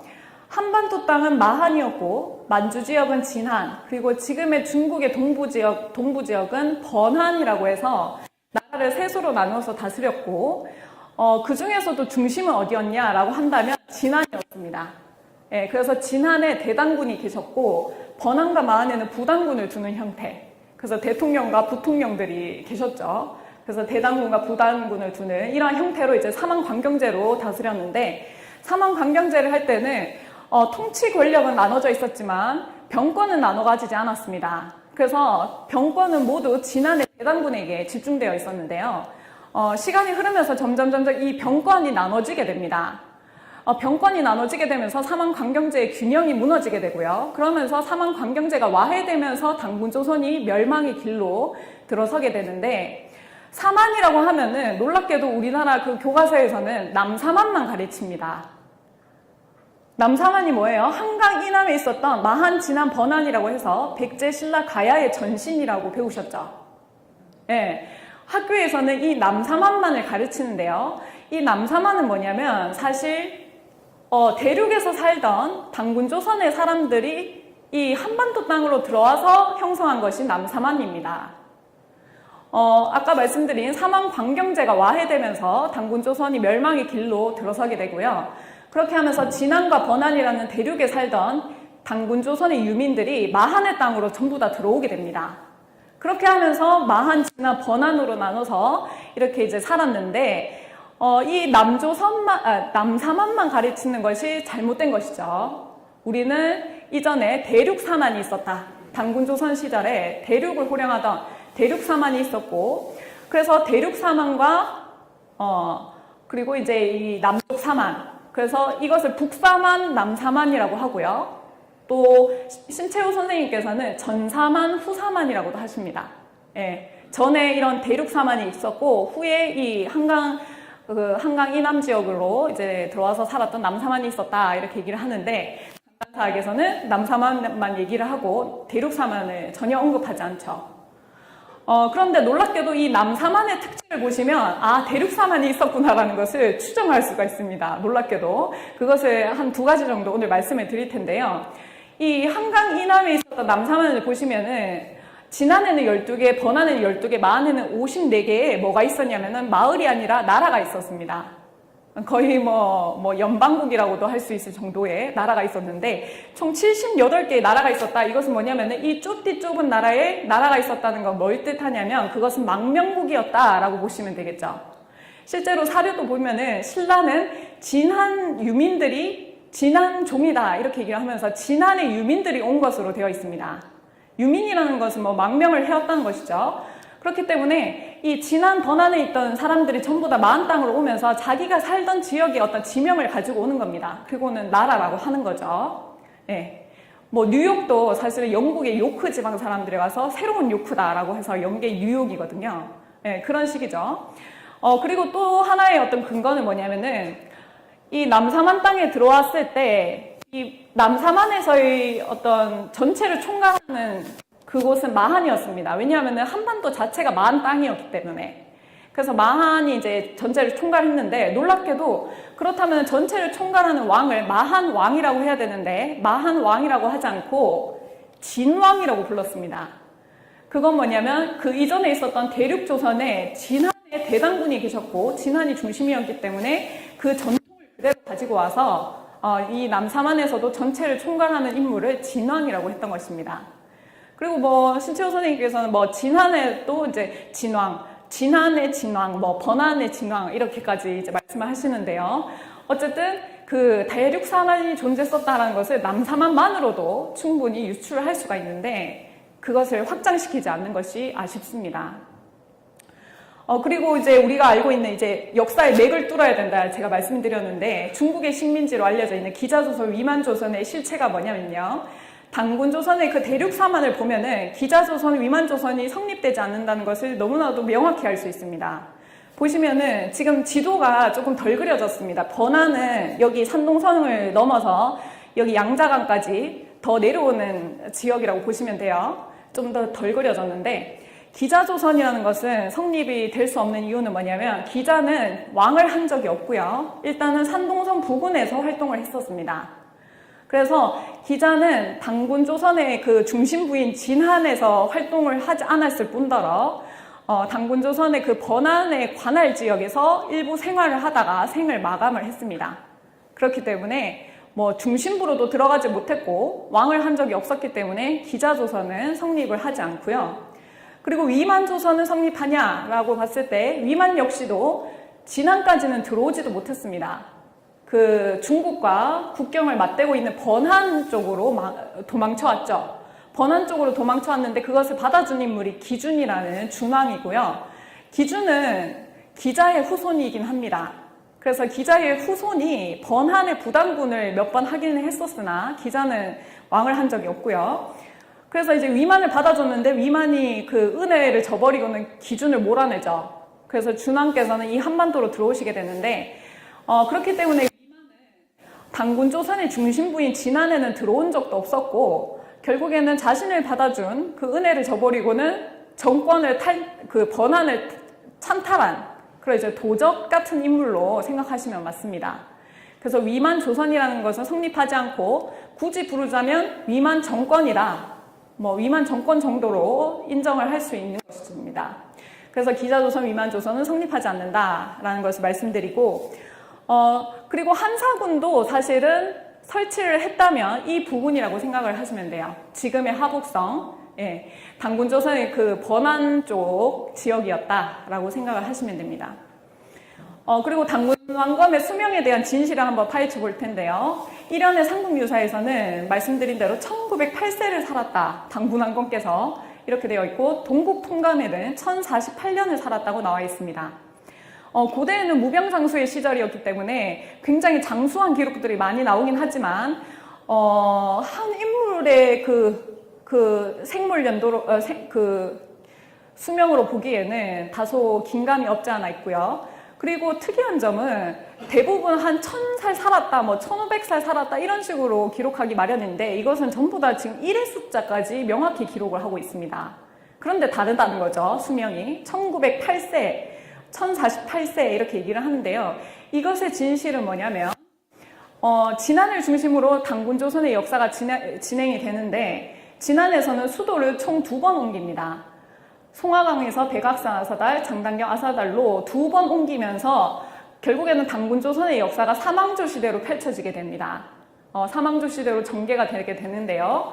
놀랍게도 동국통감에서 말하는 단군왕검의 수명 1048년은 뭐냐면은 사실 단군조선의 1왕조 기간입니다. 1왕조가 지속된 기간이 1048년인데 단군왕검의 수명처럼 기록이 된 것일 뿐이고요. 그리고 놀랍게도 1왕조와 2왕조를 합해보면은 1048년, 860년에 더해보면 정확히 1908년이 나옵니다. 그렇기 때문에 1년 선사의 그 삼국유사에 나오는 단군왕검의 수명은 사실 1왕조부터 2왕조까지 지속기간이다 라고 보시면 되겠죠. 그리고 단군조선의 그 3왕조는 사실 단군조선의 역사가 맞긴 한데 국호를 대부여로 바꾸게 되거든요. 이러한 연유에 의해서 1048년, 1908년만 단군왕검의 수명으로 언급되는 게 아닌가 싶습니다. 예, 이렇게 해서 단군조선은 이렇게 2096년 동안 지속이 되고 47분의 단군께서 통치하셨던 나라입니다. 그리고 단기 우리 이제 서기만 알 것이 아니라 진정 이제 한민족이라면 한국인이라면 단기도 꼭 기억을 해주셔야 되겠는데요. 단기는 4354년입니다. 올해로. 이렇게 해서 이제 단군조선이 막을 내리고 결국에는 이 단군조선에서도 중심이었던 진한의 땅에 북부여가 들어서게 되는데요. 북부여는 이 불세출의 영웅, 정말 이제 영웅적인 기질이 다분하셨던 해모수라는 분이 뜻을 딱 세우시고는 웅심산에서 먼저 기도를 하십니다. 웅심산에서 이제 일어나시는데 단군조선이 그때는 사실 이제 진안은 이미 진안에서는 47대 마지막 단군께서 떠나신 뒤였어요. 떠나신 뒤에 이제 공화정으로 운영이 되고 있었는데 해모수께서 이제 내가 단군조선을 잇겠다, 공화정을 철폐하라 라고 하셔서 결국에는 단군조선을 이어서 북부여가 들어서게 됩니다. 단군은 직함명이라고 제가 말씀을 드렸죠. 그렇기 때문에 단군조선을 이었기 때문에 북부여의 통치자 역시도 단군이라고 불렀던 것으로 보입니다. 그래서 해모수 단군께서는 북부여를 건국하시게 되는데요. 해모수는 이제 북부여의 건국자인데 또 고주몽의 아버지로도 잘 알려져 있습니다. 이 고주몽은 누구냐라고 했을 때는 고구려를 건국하셨다. 그리고 이제 해모수의 아들이다라고 알려져 있는데요. 그렇다면 이 둘의 관계가 진정 아버지와 아들인가? 라는 것을 봤을 때는 사실 아니고요. 이 두 분은 고조부와 형손관계입니다. 그러니까 4대 차이가 나는데 왜 아버지와 아들이 되어버렸냐라는 것을 봤을 때는 북부여를 이어서 고구려가 등장을 하긴 하는데 북부의 역사를 우리가 통째로 잃어버렸기 때문에 그것을 제대로 복원하지 못했기 때문에 북부의 건국자와 고구려의 건국자가 아버지와 아들로 되어버리는 것입니다. 중간에 그 북부의 역사가 사라졌다는 거죠. 그래서 아버지와 아들로 알려져 있지만 사실은 고조부와 현손이다. 그것을 한번 증명해 드릴 텐데요. 이것은 광개토 태양비문이라고 하는 금성문입니다.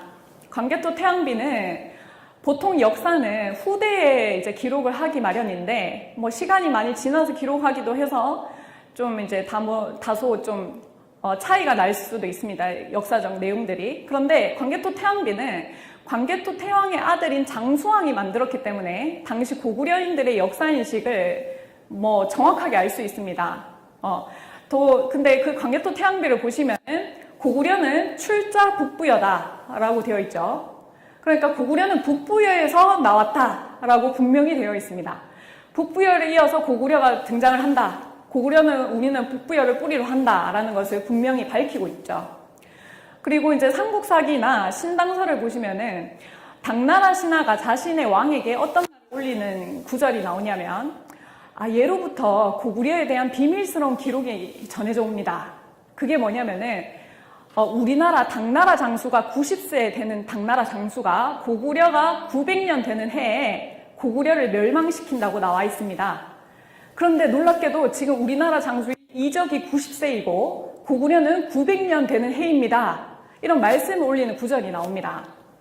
그런데 선생님들께서는 학교에서 교과서에서 고구려 700년으로 배우셨을 거예요.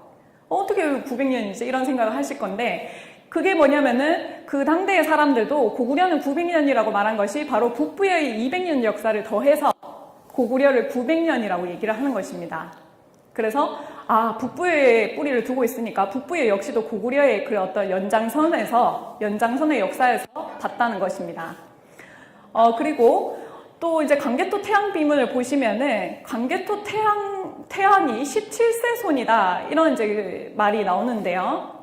광개토 태왕은 고구려의 그 태왕이기 때문에 고구려를 세우신 고주몽 성제로부터 세손 계보도를 보시면은 이상하게 17세 손이 아니고 13세입니다. 그렇다면은 4세가 어디 갔을까라고 생각을 할 수 있는데요. 그것은 뭐냐면 고구려 이전에 있었던 북부여를 세우신 해모수로부터 세손 계보도를 계산을 해보면은 광개토 태왕이 정확히 17세 손이 됩니다. 그러니까 이 광개토 태왕비를 만드는 그 광개토 태왕의 아들인 장수왕께서도 우리는 북부여를 뿌리로 해서 나왔다. 북부여를 세우신 해모수를 태조로 삼는다. 이런 인식이 있었다는 것이죠. 그래서 당나라 신화도 고구려를 900년으로 얘기를 하고 자신들도 광개토 태왕은 17세 손이다. 이렇게 얘기를 했다는 것입니다. 그렇기 때문에 해모수와 고주몽은 아버지와 아들이 아니고 4대에 걸친 고조부와 현손관계다라는 것이 너무나도 명확히 드러나는 것입니다. 그래서 이 북부의 역사는 사실 200년밖에 되지 않는데요. 이것이 굉장히 복잡하게 얽혀 있습니다. 그런데 이것이 굉장히 중요한 또 역사의 고리거든요. 왜냐하면 이 사국시대로 넘어가는 그 단군조선에서 삼국시대로 넘어가는 그 중요한 연결고리이기 때문에 북부의 역사는 따로 다뤄야 되는데 오늘 국통맥의 큰 줄거리를 잡는 시간이기 때문에 북부여의 역사를 도표로 간단하게 말씀드리겠습니다. 이 해모수 당군께서 북부여를 세우시고 전기 북부여가 한 153년 정도 지속이 되고요. 고우르 때 어떤 인물이 이제 등장을 하게 되냐면 해모수의 혈통이 아닌 새로운 인물이 등장을 합니다. 고두마칸이라는 영웅적인 기질이 뛰어난 해모수 버금가겠죠.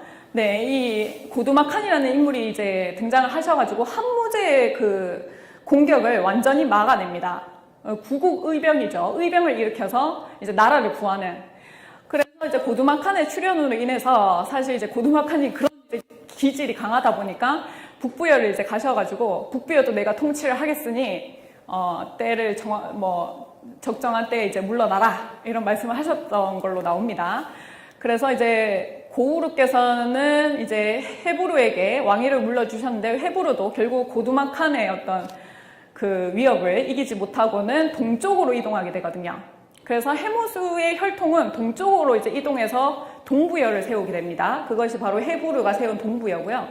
그 고두마칸께서 이제 후기 북부의 역사를 이제 여시는데 후기 북부여는 28년 동안 고무서 당군까지 이제 지속이 되고 그리고는 해모수의 현손이죠. 또다시 해모수의 혈통인 고주몽이 등장을 해서는 이 북부여를 잇게 됩니다. 놀랍게도. 왜냐하면은 고무서에게는 아들이 없었습니다. 아들이 없었는데 고주몽을 보니까 비범한 인물이구나 라고 해서 사위로 삼고는 왕위를 물려줬다라고 되어 있습니다. 그렇게 해서 고주몽이 북부여의 7대 단군이자 그리고 그렇다면 고구려를 건국하는 것은 어떻게 된 것입니까? 그것은 뭐냐면 북부여를 이어서 북부의 7대 단군이 되셨다가 국호를 고구려로 바꿉니다. 예, 그래서 선생님들께서는 뭔가 이상하셨을 거예요. 단군조선 끝나고는 갑자기 고주몽이라는 인물이 난데없이 나타나서 오이마리 협보를 데리고 세력 좀 규합하다가 한상훈 물리치고 뭔가 세력이 커지는 것처럼 배우셨잖아요.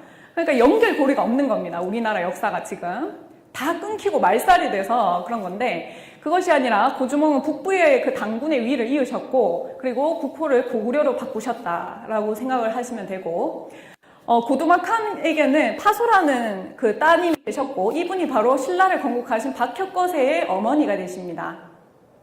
그리고 예시 부인은 고주몽이 원래 동부여에서 태어났기 때문에 동부여에서 결혼을 했었고 그 사이에서 이제 유리왕이 태어났고요. 유리가 고주몽을 이어서 고구려를 잇게 됩니다. 그래서 고구려의 2대 태왕이 되고 고무서에게는 바로 소선호라는 딸이 있었죠. 그리고 아들이 없었다고 알려져 있고 이 소선호와 고주몽이 결혼을 해서 백제를 건국하신 비류온조를 낳게 됩니다. 그러니까 놀랍게도 이 짧은 200년 역사에서 사실은 북부여를 그 근본으로 해서 북부여를 뿌리로 해서 사실은 고구려 백제 신라의 삼국이 태동되게 된 것입니다. 그래서 삼국의 역사가 사실은 북부에서 나왔다라는 것이 우리가 이제 북부의 역사를 잃어버림으로 인해서 제대로 알지 못했다라고 볼 수 있겠습니다. 네, 이렇게 해서 오늘은 이 국맥이라고 하는 그 맥을 전반적으로 지금 바로 잡는 시간이었는데요. 이제는 이 뿌리 역사, 신화로 이제 말살되어진 이 뿌리 역사를 복원을 해서 이 중국의 식민지와 일본의 식민지로 막혀있는 이 맥을 뚫어야 합니다.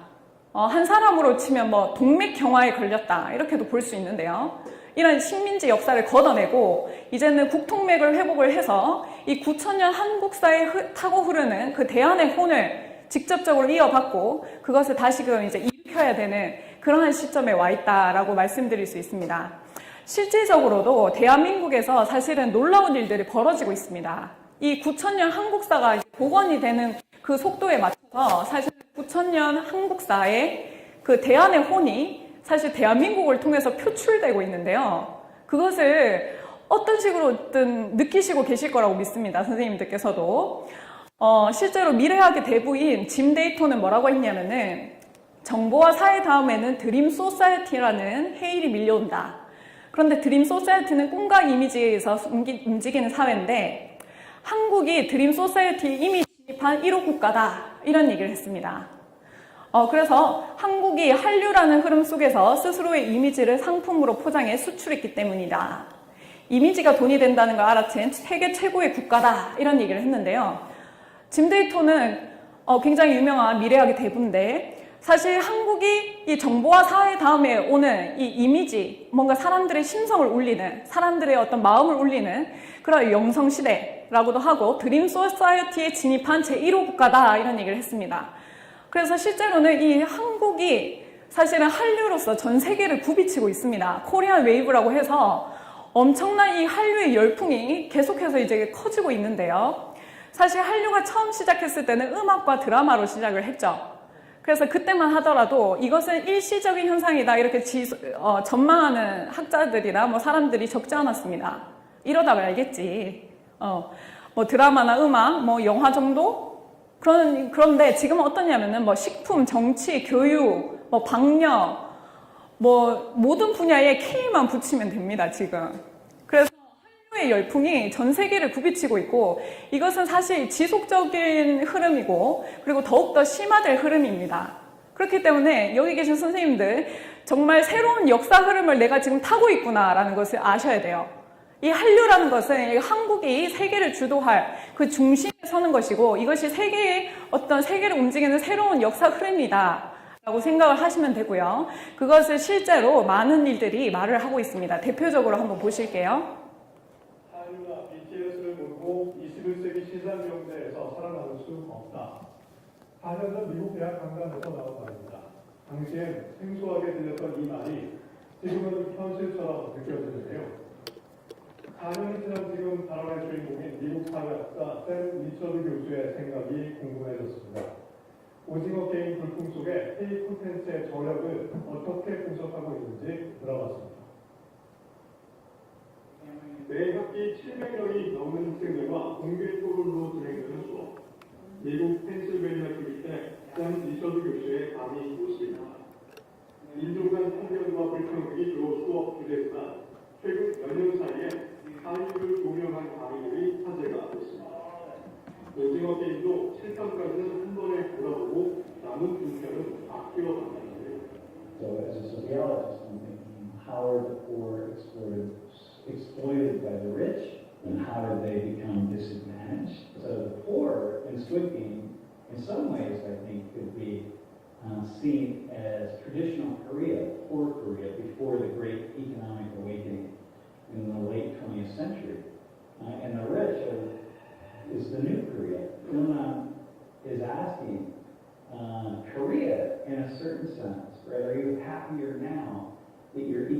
fortunes have changed. BTS나 먹방을 소재로 수업했던 것처럼 오징어 게임도 토론 주제로 다룰 계획이라고 합니다. 리처트 교수는 특히 서양 중심의 문화 주도권이 아시아로, 특히 한국으로 옮겨가고 있다고 진단하고 있습니다. I'm going to tell you why I think you should pay attention to Korea. That I heard that they broke the record, that Taylor Swift record, the number of downloads in a 24-hour period or something. This has now gone to another level because all of these individuals who separately engaged or enjoyed participating in Korean culture, suddenly they were now acting as a larger collective unit. And so that's when I walked into class that one day and said, if you're not aware of this, you're not paying attention. You can't be you're not a global citizen. 네, 이제는 한류를 모르고 관심을 갖지 않는다면 세계 시민이 될 수 없다라고까지 진단을 합니다. 그렇다면은 이러한 이제 문화, 사실은 이 한류 열풍이 계속해서 이제 심화되면서 돌풍이 불고 있으면서 요즘에는 심심치 않게 그 댓글들이 많이 달려요. 뭐라고 달리냐면은 김구 선생이 말씀하신 오직 갖고 싶은 것은 문화의 힘이다. 한없이 가지고 싶은 것은 문화의 힘이다 하신 그 말씀이 뭔지 정말 와닿는다. 이런 이제 댓글들이 굉장히 많이 있습니다. 예, 그것은 뭐냐면은 사실 김구 선생께서는 나는 타민족에게 침략을 받아본 입장으로서 타민족을 침략하고 싶진 않다. 타민족을 좋게 도와주고 싶을지언정 죄송합니다. 갑자기 이입이 됐네요. 네, 그렇게 나는 오직 높은 문화의 힘을 가지고서 많은 사람들에게 도움을 주는 그런 이제 한국이 되고 싶다. 이런 말씀을 하셨습니다. 근데 김구 선생님께서 사실 말씀하신 게 이런 이제 한류를 통해서 돌풍이 불고 있는 그런 문화들도 맞지만 궁극적으로 말씀하신 거는 모든 사람들이 성인이 되는 그런 어떤 높은 정신의 문화를 말씀을 하신 거거든요. 그래서 실제로 이 9,000년 한국사를 가능하게 한, 그리고 대안의 혼이 무엇이냐, 그 역사 정신이 무엇이냐라는 것을 오늘 이제 마지막으로 말씀을 드리겠습니다. 이 9,000년 한국사를 가능하게 한 이 대안의 정신, 그리고 대안의 혼은 바로 성통광명, 제세이와 홍익인간이라고 하는 건국 이념이라고도 말씀을 드릴 수 있습니다. 이것은 뭐냐면은 우리는 환한 민족이다. 예로부터 국호에 환한 것을, 광명의 뜻을 담아왔었는데요. 본성을 통해서 광명해지자라는 뜻도 있고, 밝음을 지향을 했다는 거죠. 그래서 내면을 밝히는 것을 이제 지향을 했었고, 제세이화라는 것은 뭐냐면은 세상에 머무르면서 진리로서 사람들을 교화시킨다. 그래서 이제 피안의 세계를 추구하는 것이 아니라 세상에 머물면서 도움을 주고 세계를 좀 더 살기 좋게 만드는 그런 어떤 현실적인 가르침이었다라고 생각을 하시면 돼요. 그리고 홍익인간이라고 하면 인간 세상을 널리 이롭게 한다.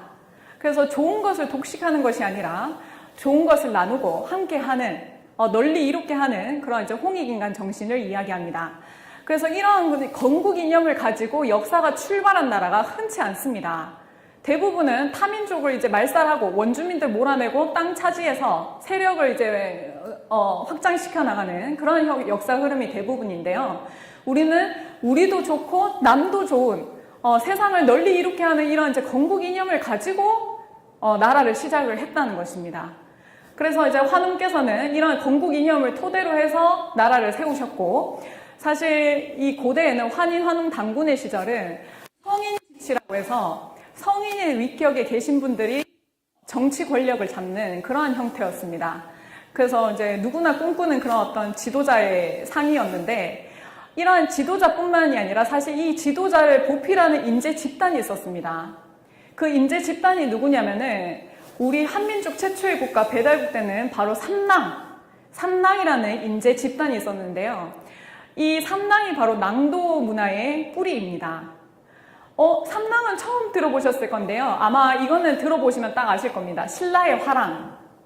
화랑은 많이 들어보셨죠? 네. 사실 이 신라의 화랑도 배달국의 삼낭을 뿌리로 해서 이 낭가의 맥이 이어져 온 그 배경에서 생겨나게 된 낭도 문화입니다. 그래서 이 삼낭들은 이런 이제 건국이념, 그 어떤 대안의 혼 정신을 바탕으로 문무를 겸비했다. 그래서 이제 외적으로도 이제 닦고 갈고 닦고 내면도 갈고 닦는, 그래서 유계를 겸비했다. 이렇게도 이제 알려져 있는데요. 그렇게 해서 이제 환웅을 보필해서 역사를 이끌어가는 그런 어떤 핵심 인재 집단이 있었다라고 아시면 되고, 이런 이제 낭도 문화는 국통맥을 따라서 계속해서 이어지게 됩니다. 배달 때 삼랑이 있었고, 고조선의 국자랑, 그리고 북부의 천왕랑, 고구려에는 조이선이, 백제에는 무절, 신라에는 화랑까지 계속해서 낭가의 맥이 면면이 이어져 오게 되고요. 사실 이런 이제 인재 집단들이 이제 포진되게 되면서 왕은 왕다워지고 신하는 신하다워지고 나라가 이제 부강해지는 또 부국 강병의 근본 원천이 되었다라고 보시면 됩니다. 그래서 이제 삼랑은 배달의 신하였다. 그리고 사람들을 교화시키고 복을 주는 사람들, 그 사람들을 낭도라고 했다라고 되어 있죠. 실제로 이제 인도의 신 타고르도 우리나라의 동방의 등불이라는 시를 써서 보내준 적이 있는데요. 일찍이 아시아의 황금 시기에 빛나던 등불의 하나 코리아, 그 등불 다시 한번 켜지는 날에 너는 동방의 밝은 빛이 되리라, 이런 얘기를 했습니다. 그래서 실제로 이 아시아의 황금 시기에 정말 이 세상을 비치는 등불의 역할을 했다는 겁니다. 근데 그 등불이 다시 한번 켜진다는 거죠. 언젠가는 이 한국이 다시금 이제 또다시 그 등불의 역할을 할 것이다, 부상할 것이다, 이런 얘기를 하는데, 실제로 아까 샘 리처드 교수도 서양 중심의 문화 주도권이 아시아로 옮겨지고 있고, 특히 이제 한국으로 이동하고 있다, 이런 얘기를 했습니다. 근데 이것은 필연적인 역사 흐름입니다. 왜냐하면 역사라는 것은 주기를 가지고 반복이 되고, 그것은 자연의 모습과도 매우 닮아 있는데요. 보시면은 태양이 동쪽에 떠서 서쪽으로 집니다. 그것처럼 문명이라는 것도 동방에서 태동해서 서방으로 이동을 합니다. 그래서 지금은 미국이 중심 국가이지만 해가 계속 서쪽에 있는 것만은 아니죠. 해가 다시 동쪽으로 떠오르게 되는데요. 그것처럼 문명의 주도권도 사실은 동아시아로 지금 이미 많이 이동을 했습니다. 그래서 아시아에 돈도 모이고 있고, 군대도 집결하고 있고, 그리고 많은 그 문화가 집중이 되고 있죠. 주목을 받고 있고. 근데 동아시아 중에서도 어디냐 했을 때는 바로 한국이다라는 얘기를 하는 것입니다. 그것은 이제 제 이야기가 아니고 많은 석학들이 그런 얘기들을 하고 있는데요. 아놀드 토인비, 세계적인 역사학자죠. 아놀드 토인비 같은 경우에는 태평양 시대 21세기는 극동에서 세계를 주도할 사상이 나올 것이다. 사실 일본은 섬나라기 때문에 극동이라고 하지 않습니다. 대륙의 동쪽 끝에 있는 나라, 바로 우리나라를 말하는 것이죠. 그리고 게으르신 분은 24시라는 그 글을 쓰신 작가이기도 하시고 노벨상을 타신 분이기도 한데요. 이분은 홍익인간이란 단군의 통치 이념은 지구상에서 가장 강력하고 완전한 법률이다. 태극기는 세계의 상징이 될 것이고 한국군은 세계 평화의 십자군이 될 것이다. 이렇게까지 말씀하셨습니다. 결국에는 이 한국, 대한의 그 정신, 그것이 세상을 이롭게 하는, 결국에는 이 홍익인간이 널리 세상을 이롭게 하는 그러한 중심 사상이 될 것이다, 이런 얘기를 하시죠. 그렇다면은 이 한민족은 지금 남북 분단 시대에 처해 있는데 남한과 북한으로 나눠져 있을 때 과연 한민족, 그 9,000년 한민족 역사 문화를 가지고 세계를 주도하는, 세계를 놀라게 하는 그 중심 역할을 누가 할 것인가 라는 것을 봤을 때는 사실 북한은 좀 호족과 가깝죠. 좀 사납고 싸우기 좋아하고 끈기가 부족한 그런 모습을 보입니다. 그런데 남한 사람들은 어떻습니까? 한번 마음먹으면 세계를 놀라게 하는 저력을 가지고 있습니다. 그리고 막 자존심도 세고, 그쵸? 예. 그런 여러 면에서 사실 웅족과 비슷한 면이 많이 나타나는데요. 그래서 한민족이 이 9,000년 저력을 다시금 대한민국에서 표출할 때 결국에는 이 남한 사람들이 세계를 놀라게 할 것이다 라고 생각되어집니다. 이제는 이제 신채호 선생님 말씀으로 정말 마무리를 짓겠는데요. 신채호 선생님께서는 항상 외래 사상이 들어올 때 우리 중심 기반이 되는 우리의 본래 정신, 원래 그 대안의 혼을 잃어버리는 것을 굉장히 안타까워하셨습니다. 그래서 우리나라에 부처가 들어오면 한국의 부처가 되지 못하고 부처의 한국이 되고, 공자가 들어오면 공자를 위한 한국, 기독교가 들어오면 예수를 위한 한국이 되니 이것이 어떻게 된 일이냐, 이것도 정신이라면 정신인데 이것은 노예 정신이다, 이렇게 경책의 말씀을 남기셨죠. 외래 문화를 수용하지 않으면 결국에는 고립될 수밖에 없고, 하지만 수용을 하더라도 우리의 본래 정신, 대안의 혼, 그 중심 기반이 되는 것을 잃으면 안 된다. 그것을 바탕으로 해서 외래 사상의 좋은 면도 흡수를 하고 하는 것을 당부를 하셨습니다. 결국에는 우리의 그 대한의 홍 정신이 결국에는 이 낭도의 맥, 낭가의 맥을 통해서 그리고 국통맥 속에서 그 낭가의 맥을 통해서 또 이렇게 면면이 이어져 왔는데요. 이제는 이 대한민국에서 삼낭의 후예들을 기다리고 있죠. 새로운 이 삼낭의 후예들, 대한민국의 역사를 이끌고 갈, 그리고 대한의 홍과 역사를 제대로 복원을 하고 널리 알릴 그 삼낭의 후예들을 기다리고 있습니다. 그런 면에서는 대한사랑은 그런 취지로 만들어진 단체입니다. 대한을 사랑한다라는 뜻으로만 알고 계셨을 것 같은데요. 사실은 대한의 역사를 이끌어가는 낭도들의 모임이다. 이런 이제 뜻도 중의적으로 포함하고 있습니다. 그래서 이 대한민국을 사시는 이 선생님들께서도 대한사관에 크게 눈뜨셔서 대한사랑의 그 걸음걸음을, 정의로운 걸음을 함께 해주시기를 기원드리면서 이상으로 마치겠습니다. 네, 감사합니다.